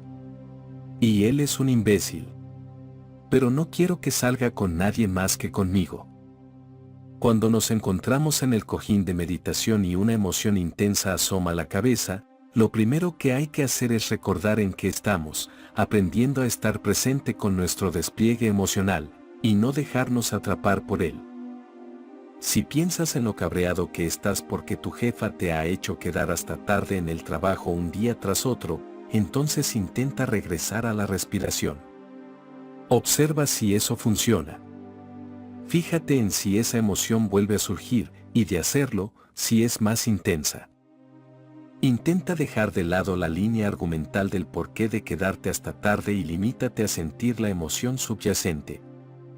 Como estás tan habituado a dejarte llevar por las emociones, tal vez te resulte muy difícil regresar a la experiencia presente. En ese caso, dedica un minuto a la práctica de la contemplación para observar la situación. Piensa para ti mismo, ¿por qué me sienta tan mal que la jefa me haga quedar hasta tan tarde? Si ni siquiera está aquí. No es en eso en lo que quiero concentrarme ahora. Luego intenta devolver la atención a la respiración. Tal vez no te funcione. Si eso ocurre, entonces detén tu práctica meditativa y trata de buscar la localización física de tu cólera. Es importante no lanzarse a un análisis pormenorizado de cualquier molestia corporal. Determina un plazo de tiempo, igual 5 minutos, y al final de ese plazo regresa a la práctica de chamata. Pero durante esos 5 minutos, intenta identificar dónde reside la cólera en tu cuerpo. ¿En los músculos de los brazos? ¿En la boca del estómago? ¿En la cabeza? ¿Es sólida o fluida? ¿Tiene color? ¿Forma? Ese tipo de análisis puede ayudarte a darte cuenta de que la emoción no está tan atascada ni es tan sólida como parecía al principio. Si nada de todo esto te ayuda, entonces tal vez no sea el mejor momento para meditar. Intenta hacer algo que te relaje físicamente y que como resultado también sosiegue la mente. Puedes darte una ducha caliente, dar un paseo o beber una taza de té caliente. Luego, una vez que te sientas más seguro, intenta volver al cojín de meditación. Mi maestro raíz, Sakyong Mipham Rinpoche, encabeza el linaje budista Shambhala. Suele decir, saber cuándo podemos meditar es una meditación honesta. Aplicar el método correcto a fin de trabajar con tu descalabro emocional es sinónimo de aplicar la delicadeza del tigre. A través de la práctica de la meditación, trabajamos con la energía de la emoción como una experiencia transformadora. Estamos empezando a conocer nuestras emociones. No debemos saltar inmediatamente del cojín cuando sintamos que nuestra práctica se torna demasiado intensa y dedicarnos a seguir la línea de actuación que nos marcan las emociones. De la misma manera, tampoco debemos rechazar a las primeras de cambio nuestras emociones ni considerarlas como aspectos negativos de la mente. Reposar delicadamente en nuestro estado emocional es el camino intermedio entre ambos extremos. Aprendemos a considerar las emociones como reflejos de nuestra mente al permanecer siempre con su energía. Renuncia. Aunque el cojín de meditación es el principal campo de pruebas para aprender acerca de nuestros estados emocionales, es importante reflexionar acerca de la manera en que las emociones nos afectan durante las más de 23 horas del día en que no estamos meditando. Estamos muy acostumbrados a actuar siguiendo cualquier emoción que aparece en nuestras mentes. Eso significa que somos rápidos a la hora de responder a una burla o si nos sentimos amenazados. En la mayoría de las ocasiones, perjudicamos a alguien cuando permitimos que nuestras emociones nos dominen como si fuésemos un perro con correa. Por fortuna, al igual que un perro travieso, también podemos plantarnos y decir no. Podemos ejercer la renuncia. Aplicando la delicadeza del tigre, podemos captar cuando surge un impulso y practicar la benevolencia al no reaccionar siguiendo el impulso inmediatamente. Podemos aprovechar la misma abertura que experimentamos en la práctica de la meditación y regresar al momento presente. Así que si nos fijamos en un modelito nuevo que no podemos permitirnos, lo más sensato no es actuar de acuerdo con nuestro anhelo. Si lo hiciéramos, nuestra cuenta bancaria acabaría en descubierto, nuestros amigos tendrían que pagarnos la cena y a la larga todos nos sentiríamos mal. La renuncia es un principio del budismo que suele malentenderse. No se trata de que debamos renunciar a todos los aspectos placenteros de la vida para pasar a vivir una existencia rancia y aburrida. Se trata de que cuando aplicamos el discernimiento del tigre a nuestra vida, podemos ver qué aspectos queremos cultivar y cuáles rechazar. A partir de ahí, podemos desenredar delicadamente los aspectos de nuestra vida que comprendemos que nos perjudican. Cuando nos encontramos con alguien que nos pone de los nervios, renunciar significa que hemos aprendido que dejarnos llevar por los estallidos emocionales no hace más que añadir tensión a la relación. En lugar de ello, cortamos ese potencial enganche emocional y lo saludamos con amabilidad, o si eso no es posible, nos alejamos del estallido que se aproxima. En cualquier caso, estaremos reconociendo nuestro estado emocional, aunque sin dejarnos enganchar hasta el punto de que causemos perjuicio. La capacidad para permanecer presente con nuestras emociones intensas es un resultado directo de nuestra formación en la delicadeza del tigre. A nivel externo no permites que la emoción tome las riendas, que es todo un detalle para contigo mismo y para aquellos con quienes interactúas. Sí, de acuerdo, se trata, como mucho, de una solución temporal. La emoción volverá a aparecer. Por eso, a nivel interno, trabajamos para desarrollar una relación con pautas emocionales a través de la delicadeza de la práctica de la meditación. Aplicando la cualidad de ser cordial contigo mismo, aprendes a no rechazar tu experiencia actual. Puedes estar presente y aprender desde la emoción. Con el tiempo, tu capacidad para estar presente modifica la manera en que te relacionas con las emociones. No tienes por qué temerlas ni dejarte atrapar por ellas, sino que en lugar de eso puedes permanecer presente con su energía subyacente, sin estar en conflicto contigo mismo. Ejercicio por escrito para trabajar con las emociones. En el pasado, cuando me enfrentaba a una emoción intensa que se me llevaba por delante, me solía ser de gran ayuda esta contemplación. 1. Medita durante 10 minutos y sé consciente de lo que se manifiesta. 2. Tras dejar de meditar, identifica la experiencia emocional principal que se manifestó durante la meditación. Quizá la emoción surgió a causa de una situación reciente, o tal vez se debiera a una del pasado. 3. Siéntate y escribe sobre la situación. Describe cómo te hace sentir. No digas simplemente alterado, nervioso o molesto. Profundiza y describe las características de la emoción que sientes. Obsérvala de verdad y explórala. 4. Deja el bolígrafo y dirige tu atención al cuerpo. ¿Te parece que te sientes bien físicamente? ¿Está presente la emoción? Si es así, ¿dónde reside en tu cuerpo? ¿Puedes soportar esa sensación o resulta demasiado dolorosa? 5. Escribe un poco sobre cómo sientes la emoción ahora mismo. A la hora de examinar la diferencia entre la experiencia de la emoción durante la meditación y luego, sé moderado, pero inquisitivo. 6. Regresa al cojín y siéntate otros 5 o 10 minutos.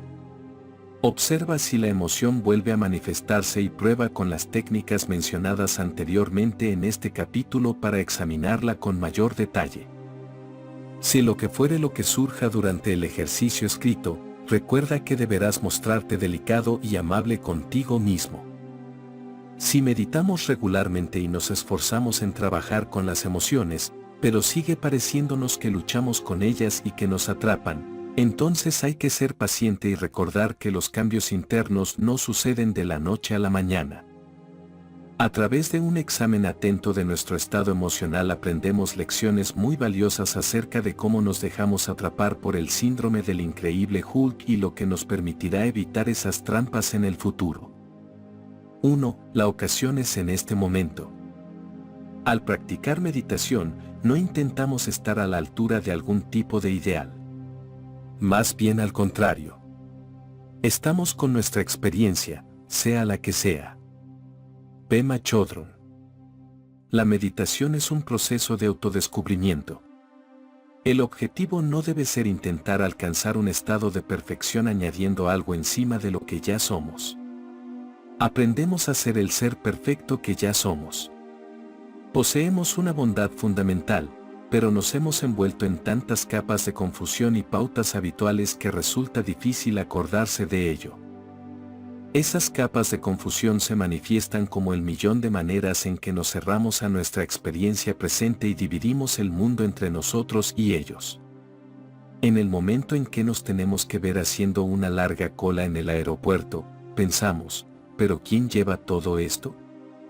Deberían haber previsto que vendría mucha gente, las reservas se hacen con mucha antelación. ¿Cómo puede haberles cogido desprevenidos? La palabra oculta clave en esa frase es ellos. Tú tienes razón y ellos están equivocados. Ese amorfo ellos siempre está equivocado. La cuestión es que cuando llegamos al final de esa cola y nos encontramos frente a una empleada de las líneas aéreas agotada que intenta meter a todo el mundo en su vuelo, nuestro corazón se ablanda. Ese ellos ya no es tan amorfo. Ahora es esta pobre mujer que intenta ser amable con nosotros. Cuando apartamos la mente de la molestia y la llevamos al presente, nos damos cuenta de que hay otra gente que sufre como nosotros. Todo el mundo intenta llegar a su vuelo. Esta mujer lo está haciendo lo mejor que puede. La manera de ayudar en una situación así es permanecer presente y ofrecer tu ayuda. Como eres básicamente bueno, es mucho lo que puedes ofrecer. La cualidad de precisión encarnada por el tigre puede desempeñar un papel en esta situación. Al igual que sucede con otros elementos a la hora de seguir el ejemplo del tigre, regresamos a una idea fundamental, estar presente en cada detalle de nuestra vida. Siempre estamos distrayendo nuestra mente con algo, sea prepararnos para la pausa de la comida, pensar en la ropa que queremos comprar, cuanto más debemos seguir corriendo. Dirijamos nuestra mente a lo que sucede ahora mismo. Hasta el momento hemos hablado de la práctica formal de la meditación, como de una ocasión en que dirigimos la mente a la respiración y la utilizamos para anclarnos en el momento presente. Sakyong Mipham Rinpoche suele bromear diciendo que si no introducimos cierto sentido de la disciplina durante nuestra práctica formal de meditación podríamos estar simplemente sentados esperando el autobús. En ambos casos estamos observando lo que sucede a nuestro alrededor, solo cambia el lugar. Para invertir ese escenario, estar sentados esperando el autobús podría ser una oportunidad para destinar unos minutos a la meditación de chamata. Aunque seguramente será más ruidosa que nuestra práctica en casa, es una buena manera de sentirse bien asentado en medio de un día ajetreado. Prácticamente todo en nuestra rutina cotidiana puede convertirse en una práctica meditativa. No necesitamos dejar de hacer lo que estamos haciendo cada 5 minutos para regresar a la respiración. Podemos hacer atentamente cualquiera de nuestras actividades rutinarias. Podemos dirigir nuestra mente al hecho de que nos estamos peinando y hacerlo, en lugar de pasarnos el peine mientras pensamos en otra cosa. Podemos vestirnos con delicadeza por las mañanas y deleitarnos en el proceso, en lugar de estar pensando en lo que tenemos que hacer a lo largo del día. Al final de la jornada, podemos cepillarnos los dientes y hacerlo bien, en lugar de recordar los diversos episodios acontecidos ese día. Cuando sintonizamos con nuestra vida, puede que nos sorprenda la satisfacción que sentimos. Tal y como dijo Chogyam Trungpa Rinpoche en una ocasión. El modo de experimentar el presente es ver que este preciso momento, este punto preciso de tu vida, es siempre la ocasión. Así que considerar dónde estás y qué eres, en el momento, es muy importante. Esa es una razón por la que tu situación familiar, tu vida cotidiana doméstica, es tan importante. Debes considerar tu casa como un lugar sagrado, como una oportunidad de oro para experimentar el presente. Apreciar la sacralidad empieza simplemente con interesarse en todos los detalles de tu vida. Aplicar la precisión del tigre puede aparecer como sentirse orgulloso de los aspectos más básicos de nuestra vida. De vez en cuando me gusta disfrutar de un buen bistec. En concreto, disfruto yendo al mercado, eligiendo la carne, llevándola a casa, preparándola, estando conectado con el bistec mientras se hace, dejándolo reposar unos instantes y luego comiéndomelo lentamente. Aunque preparar una comida es algo bastante normal para muchos de nosotros, creo que no obtendría la misma satisfacción comiéndome un bistec en un restaurante. Concentrar mi mente en la precisión y la atención de preparar la comida es lo que me permite disfrutarla tanto. Si permitimos que la precisión del tigre impregne las actividades básicas de nuestra vida, como vestirnos por la mañana o preparar la cena, entonces nuestra actitud cambiará. Tal y como escribió Chogyam Trungpa Rinpoche, empezamos considerando nuestro mundo como algo sagrado. Tomamos lo ordinario y, al apreciarlo, lo convertimos en extraordinario. El extra procede del hecho simple de que apreciamos las cosas tal y como son. Impregnamos las distintas partes de nuestra jornada con una sensación de lo sagrado al considerar cada actividad digna de nuestra atención concentrada. Estar presente al preparar una buena comida es una práctica de meditación informal, pero sigue siendo buena. En cuanto a nuestra práctica formal de chamata, la utilizamos para atravesar la mente fija. Nos tomamos un respiro respecto de nuestro bucle habitual de pensamientos que tiene lugar en nuestra mente. Nos tomamos un respiro con respecto a estar siempre pendientes del mí. Gran parte de nuestro dolor procede de considerar la vida con una mentalidad de mí contra el mundo. Creemos que hemos de abrirnos paso luchando a través de la jornada, pensando que si no hacemos que nuestra presencia se note, la gente se nos llevará por delante. Pasamos gran parte del día perdidos en pensamientos acerca de lo que hemos de hacer porque tememos pifiarla.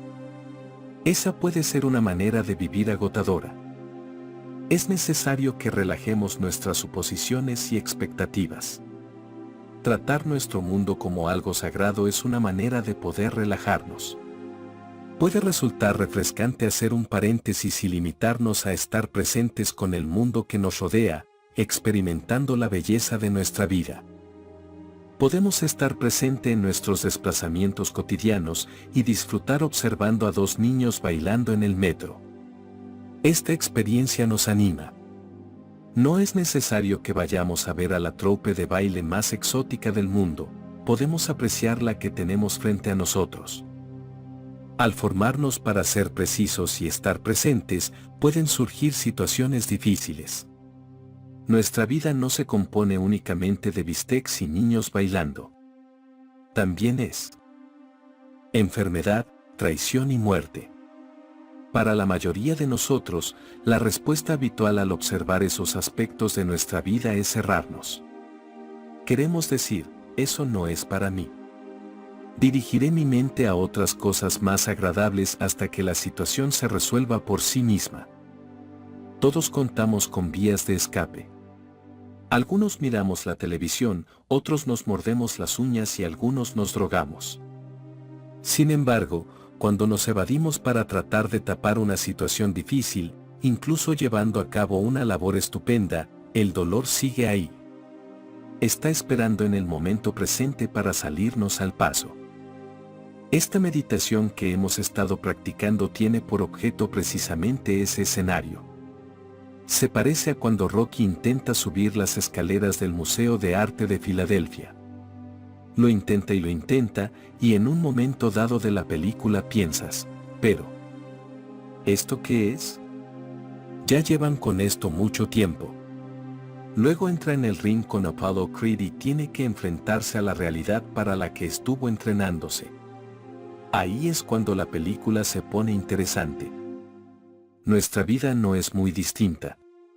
Cuando nos sentamos durante 10 o 20 minutos al día, estamos entrenando.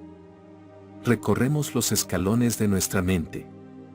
Para que no pensemos que nuestra práctica es aburrida, aparecerá algún dolor nuevo que nos despertará de nuestra rutina habitual. Puede que contestemos a una llamada telefónica en mitad de la noche y nos enteremos de que han llevado a nuestro padre al hospital porque ha sufrido un infarto. En ese momento hemos de entrar en el ring con nuestro dolor. Hemos de hacerle frente de cara, como guerreros. Lo gracioso es que la mejor manera de dejar fuera de combate al dolor que sentimos es no hacer nada. En lugar de encolerizarnos con el dolor o darle la espalda, todo lo que hemos de hacer es estar presentes en lo que sentimos. Nuestro dolor puede machacarnos con varios ganchos al vientre. Puede que tengamos ganas de vomitar. No obstante, si podemos estar presentes en el dolor, este acaba agotándose. Flaquea, vacila y finalmente cae redondo. Si no nos revolcamos en el dolor, sino que nos permitimos sentirlo, recorreremos un íntimo proceso de curación. El dolor nos desborda como una ola, y luego salimos al otro extremo sanos y salvos, y sintiéndonos mejor. El guerrero que encarna al tigre comprende que a veces lo mejor que puede hacerse en una situación es no hacer nada. Cuando tu padre se echa a llorar porque teme morir, lo más compasivo que puedes hacer no es confeccionar una lista mental acerca de cómo debería modificar su dieta para prevenir otro infarto. Tu padre puede necesitar desahogarse, y lo más delicado que se puede hacer es sentarse y escuchar. Escuchar es un arte perdido en nuestra sociedad. El tigre sabe cómo hacerlo. Puede permanecer inmóvil y escuchar los sonidos de la selva durante mucho tiempo. Luego, conociendo ya bien la zona, sabe exactamente dónde y cómo saltar. También nosotros podemos escuchar más a la gente que nos importa y aprender cuando es apropiado actuar o no actuar, que podría ser la opción más delicada. Tal vez te encuentres con alguien que haya entrado en el proceso de morir. En ese momento quizás desees salir corriendo y adquirir para el moribundo todo tipo de revistas y entretenimiento para que ninguno de los dos tenga que aceptar la situación de manera real. Esa tapadera emocional solo dificulta el proceso. En lugar de ello puedes aprender del ejemplo del tigre y no hacer nada más que estar presente y ser preciso con esa persona. Puedes sentarte a su lado y cogerle de la mano. Podéis hablar de su experiencia. Puedes ofrecerte a ti mismo al completo, tal y como eres. Esa es una delicadeza genuina. Tanto si nos enfrentamos a una situación agradable, dolorosa o incluso mundana, podemos transformarla en un momento sagrado con solo estar presentes. No siempre hemos de cerrarnos y dar la espalda al mundo. Podemos aceptarlo como el campo de pruebas del guerrero. Siendo precisos en nuestras acciones y entrenándonos en el arte de no tener que arreglarlo todo, podemos entrar en contacto con nuestra bondad. Fundamental. La confianza en nuestra bondad resplandece como una luz en una oscura caverna. Esta forma de confianza en nosotros mismos y en la sacralidad de nuestro mundo es la manifestación de nuestra propia perfección. Esa confianza siempre ha estado ahí, pero ahora, finalmente, permitimos que resplandezca. 2. Ocúpate de los detalles de tu vida. Hasta el momento hemos hablado acerca de relacionarnos con nuestra mente en y fuera del cojín. Pero ¿qué pasa con las aplicaciones prácticas de nuestra disciplina? ¿Cómo pueden las cualidades del tigre ayudarnos en nuestro trabajo de 9 a 17 horas, en nuestra casa, ropa, dinero, cuerpo y viajes? Exploremos en profundidad las maneras fundamentales en que podemos aplicar estas enseñanzas. Trabajo. Casi todo el mundo experimenta un elevado nivel de estrés y presión debido al trabajo o los estudios. En ocasiones, la presión aumenta hasta alcanzar un punto de ebullición y a alguien se le va la olla. La antigua instrucción budista para hacer frente a la agresividad en nuestras vidas es darle mucho espacio. Imagínate un toro en un redil en un rodeo. Cuando se le provoca, se encoleriza. Su reacción es revolverse y ponerse bronco. Quien luego intente montar un toro así lo tendrá muy difícil. Sin embargo, si llevas a un toro a un espacio abierto y lo dejas tranquilo, correrá hasta que se agote. Todos somos como ese toro. Cuando tu compañero de trabajo o de clase está cabreado, tienes dos opciones.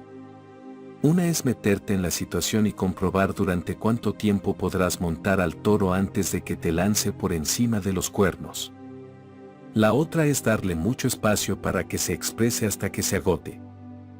El guerrero que encarna la delicadeza del tigre tiene fe en esta disciplina. Esa fe procede de la experiencia. Puedes probar por ti mismo y ver si funciona. Si alguien pierde los papeles delante de ti, puedes decir, vaya. Mejor que te vayas con ojo. Si no dejas de atosigarme, seré cada vez más amable contigo. Y estoy seguro de que no te gustaría verme así. Esa es la antítesis de aceptar incondicionalmente la versión del síndrome del increíble Hulk. La persona puede saltar y gritar y ponerse histérica, pero tú simplemente estarás allí. Cuentas con energía ilimitada para hacer frente a esas situaciones difíciles, al menos mientras no muerdas el anzuelo que te ofrecen las emociones intensas y te abstengas de reaccionar. Casa. Muchos consideramos que nuestro hogar es un escondite, una fortaleza de soledad donde podemos prescindir de ser atentos y amables. Es nuestra evasión. El camino de la meditación nos enseña que tal cosa no existe. Si de verdad queremos crecer como seres humanos, debemos considerar todos los entornos en los que nos movemos, incluyendo nuestra casa, como un terreno de pruebas. Cuando se empieza a recorrer el camino de la meditación, resulta útil crear un entorno que fomente la cualidad de la atención en nuestro ser. Existe un término tibetano, drala, que puede traducirse como energía por encima de la agresividad, que es inherente a nuestro ser y nuestro entorno. Está presente cuando prestamos atención a lo que sucede a nuestro alrededor. Es la energía que experimentamos cuando no estamos sintonizados con nuestra charla y agresividad internas, sino armonizados con el entorno. Dedica unos instantes a pensar cómo te sientes al despertarte por la mañana y comprobar que en tu habitación está todo manga por hombro. Te diriges al cuarto de baño dando traspiés y mientras evitas un montón de ropa que hay tirada por el suelo, tropiezas con tu portátil, enviándolo de una patada involuntaria al otro extremo de la habitación. Te maldices a ti mismo, y eso que llevas despierto tan solo un par de minutos. Ahora visualiza despertarte en una habitación inmaculada. Te diriges despreocupadamente hacia el cuarto de baño, te miras en un espejo limpio y sonríes. Drala es la energía que se produce cuando te has ocupado de los detalles de tu vida, de manera que todo cuente con cierta luminiscencia. Igual que el tigre, también nosotros podemos ser precisos con nuestro entorno y así experimentar la majestad de estar al mando. En casa podemos ocuparnos de miles de pequeños detalles que aportarán una sensación de dignidad al lugar en que pasamos nuestro tiempo. Mira tu dormitorio. No es ninguna sorpresa que invertir en enmarcar fotos u obras de arte insufla vida al espacio. Sabes que la habitación parece más espaciosa si la ropa está ordenada y las sábanas ajustadas en la cama, en lugar de conformar un montón en el suelo. Son actos sencillos, pero a menudo carecemos de disciplina para llevarlos a cabo. Dirigir la atención a nuestro hogar y crear un entorno sagrado nos ennoblece y permite que nuestra práctica de la atención fluya con suavidad. Ropa. Otra forma de magnetizar energía drala es con la ropa que llevamos. Las revistas nos enseñan ahora que si quieres tener buena pinta debes invertir varios miles de dólares en fondo de armario. Pero no es así. Si observas a cualquiera de los grandes maestros tibetanos, verás que tienen una apariencia radiante, incluso con ropa muy sencilla.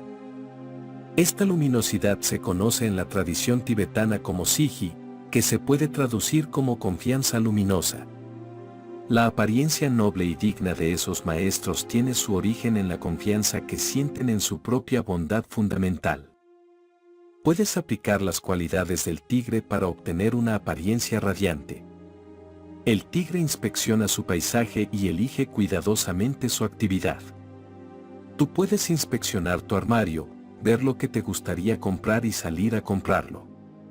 Pero también puedes introducir discernimiento en tus compras y elegir bonitas prendas que te resulten asequibles. Puedes tener en cuenta el tejido y el trabajo de cada prenda. Cuando utilizamos ese nivel de esmero, nos sentimos bien con nuestras elecciones. No nos sentimos culpables porque no estamos agotando el crédito de nuestra tarjeta al comprar cosas innecesarias. Aportamos una sensación de satisfacción a nuestra vida al completar una jornada de compras utilizando la atención plena. Al vestirnos podemos enorgullecernos de nuestra apariencia y hacerlo según requiera la ocasión.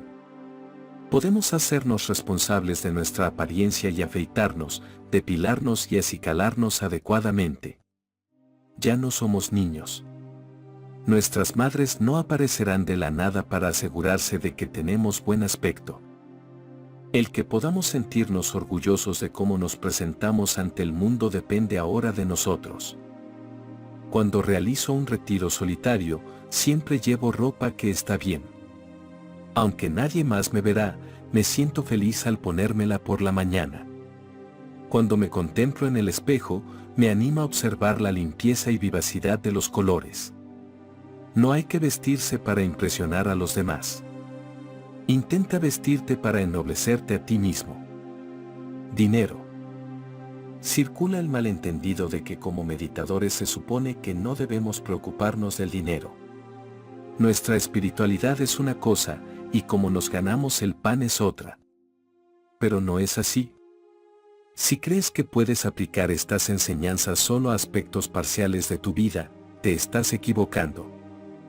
Tienes una responsabilidad para contigo mismo de investigar tu relación con el dinero.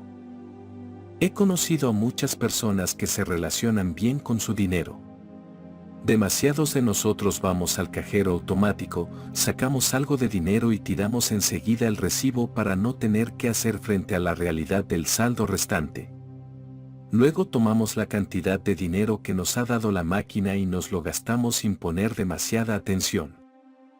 Pasan 2 días y nos preguntamos dónde han ido a parar aquellos $200.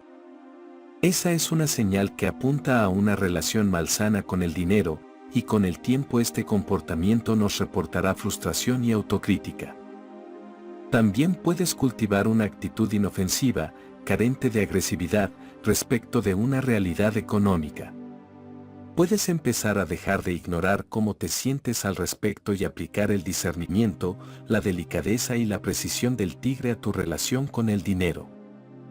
El primer paso es aplicar una afable curiosidad y atención a tu situación económica a fin de verla con más claridad. Puedes contemplar tu intención acerca de cómo quieres gastarte el dinero. A partir de ahí, aplica el discernimiento del tigre para determinar qué tendencias deseas cultivar y cuáles rechazar. Puedes echar un vistazo a tu extracto de cuenta y perfilar un presupuesto. Sé amable contigo mismo, que no te entre un ataque de pánico si gastas demasiado un día. Aprende de esa experiencia y sigue adelante. Al ir explorando nuestra relación con el dinero, desarrollamos más conciencia y delicadeza por nosotros mismos. Hemos visto que con un poco de esfuerzo podemos estar al tanto de nuestra economía y equilibrar los gastos. Ya no hay que seguir temiendo al dinero, pues lo hemos convertido en parte de nuestro camino. Cuerpo. El tigre está totalmente armonizado con su cuerpo. Si alguna vez has visto alguno de cerca, te habrás dado cuenta de lo a gusto que se encuentra en su piel. Es así porque sabe lo importante que es ocuparse de su bienestar físico. Imagina despertarte por la mañana tras haber dormido poco y darte cuenta de que ya vas tarde. No hay tiempo para tu sesión matinal de meditación acostumbrada. Saltas de la cama, te vistes a todo correr y sales disparado hacia el trabajo, donde te esfuerzas tanto que te olvidas de la hora de comer, regresas a casa al final de la jornada y te caes redondo en el sofá, exhausto. Habías pensado ir al gimnasio después de trabajar, pero ahora mismo tu energía está a cero. Te quedas al helado, en plan zombie, el resto de la noche y luego acabas yéndote a la cama a las tantas, repitiendo el ciclo al día siguiente. ¿Te suena? La razón por la que careces de energía mental o física es porque no te ocupaste del cuerpo. Por muy llamativos que puedan parecer los anuncios de bebidas energéticas, no hay líquido que consiga que acabes una jornada agotadora sin despeinarte y lleno de energía. Solo puedes conseguirlo ocupándote adecuadamente de ti mismo. Una manera de sobrevivir al ajetreo de la jornada es incluir lo que se denominan las 4 alegrías. Ocuparnos de esos 4 aspectos de la vida nos proporciona la energía necesaria para gestionar todo lo que nos salga al paso. Son: 1. Comer. 2. Dormir. 3. Meditar. 4. Hacer ejercicio. Aunque esas 4 acciones son pan comido, la mayoría de nosotros nos saltamos comidas o escatimamos horas de sueño, creyendo que no pasa nada. Es como si creyésemos que el cuerpo no va a darse cuenta. No dejamos de repetir: mañana dormiré más, comeré mejor, meditaré, haré ejercicio. Al cabo de meses de mañana, nos damos cuenta de que se nos acaban los días. Hemos de ocuparnos del cuerpo hoy mismo. El truco consiste en hallar la manera de reducir el ritmo para incluir las 4 alegrías, y lo que es más importante, apreciarlas. Si sabes que siempre tienes mañanas muy ajetreadas, puedes aplicar discernimiento para saber cuándo debes ir al supermercado. Para desayunar puedes elegir alimentos que no debas cocinar, como un plátano o cereales, para que no tengas excusa de no comer al levantarte.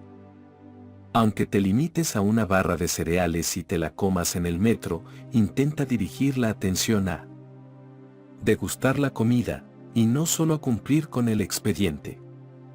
Todos sabemos más o menos cuánto tiempo necesitamos dormir, pero o bien nos damos gato por liebre hasta que acabamos hechos polvo, o bien empezamos a ir por ahí como aturdidos. En cualquier caso, volvemos a estar zombies.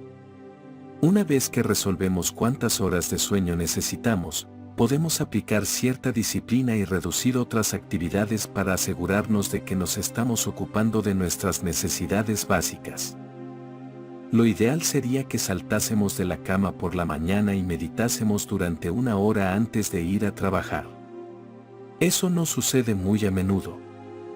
Pero si consigues incluir 10 minutos antes de correr hacia tu rutina cotidiana, o 10 minutos nada más regresar a casa por la noche, recortarás la velocidad de tu vida diaria y te energetizarás para poder seguir adelante y atender a todo lo que sucede. Hacer ejercicio es esforzar el cuerpo de otra manera distinta a nuestra actividad normal. La mayoría nos pasamos el día sentados. Levantarse para salir a correr es ofrecerse un regalo a uno mismo. Nos liberamos de la apatía y damos paso a una sensación de energía en medio de la jornada. Ir a correr también puede liberarte del hábito de estar continuamente dándole vueltas a la cabeza. Si resulta que no dispones de tiempo para correr o ir al gimnasio, haz algo sencillo. Si sabes yoga, puedes levantarte del escritorio y llevar a cabo algunas posturas sencillas. Si el yoga no es lo tuyo, entonces haz estiramientos y da algunos saltos de tijera. Ejercitar diariamente el cuerpo, aunque solo sean 5 minutos, proporciona mucha más energía que todo el Red Bull del mundo. Aunque estas 4 alegrías son enormemente sencillas, incluirlas todas en tu jornada te proporciona la energía para ir por la vida con confianza e interés. Viajes. Que aquellos que se extravían y van perdidos por tierras remotas encuentren compañeros de viaje.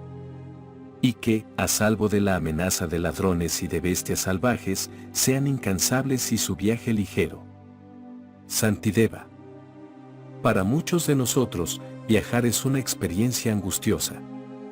Uno de mis maestros, Khenpo Tsultrim Gyatso Rinpoche, señaló en una ocasión que cuando era niño a la gente no le gustaba viajar, y eso que no se veían enfrentados al miedo de volar por los aires y morir en masa. Esa reflexión puede crearnos a algunos cierta angustia. Entre el miedo a volar y las estrictas medidas de seguridad implantadas en aeropuertos y estaciones de tren, viajar se ha convertido en una pesadilla. Lo más importante en este caso es aplicar la delicadeza del tigre a ese tipo de situaciones. Puedes ser amable contigo mismo y aplicar las técnicas que aparecen en el capítulo 5 ante cualquier angustia que sientas. También deberías intentar estar presente con todo el mundo que conoces. Puede que sea el pasajero que se sienta a tu lado en el avión o el encargado de las reclamaciones de equipajes, cuyo trabajo principal es vérselas con gente muy enfadada a la que le han perdido las maletas. Recoger una semilla de tu propia cordura y ofrecérsela a esas personas es de una delicadeza maravillosa. Existen otras muchas maneras de poder aplicar las cualidades del tigre a nuestro camino del guerrero.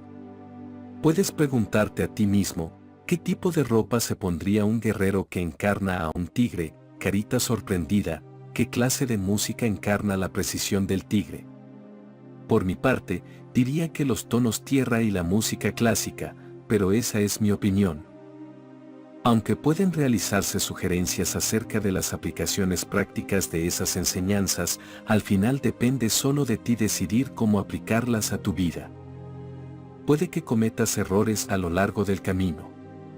Eso solo significa que te has unido al gran linaje de meditadores que ha existido a lo largo de los últimos miles de años. Todo maestro de meditación del pasado ha vivido su vida aprendiendo de sus errores y aplicando las cualidades del tigre para despertar a su corazón y su mente. Sus relatos sobre el cambio interior son inspiradores, porque la mitad de las veces esas historias tratan de cómo metieron la pata. Tenemos un largo camino por delante, y mientras recorramos este camino, nuestros errores deberán ser aceptados y nuestra disciplina mejorada. Podemos aprender de los maestros del pasado y no dejarnos apartar del camino solo porque seguimos siendo unos opencos después de unos meses de marcha. Aunque podamos ser unos tarugos, somos unos tarugos mucho más amables y conscientes de lo que solíamos ser, y eso ya es algo.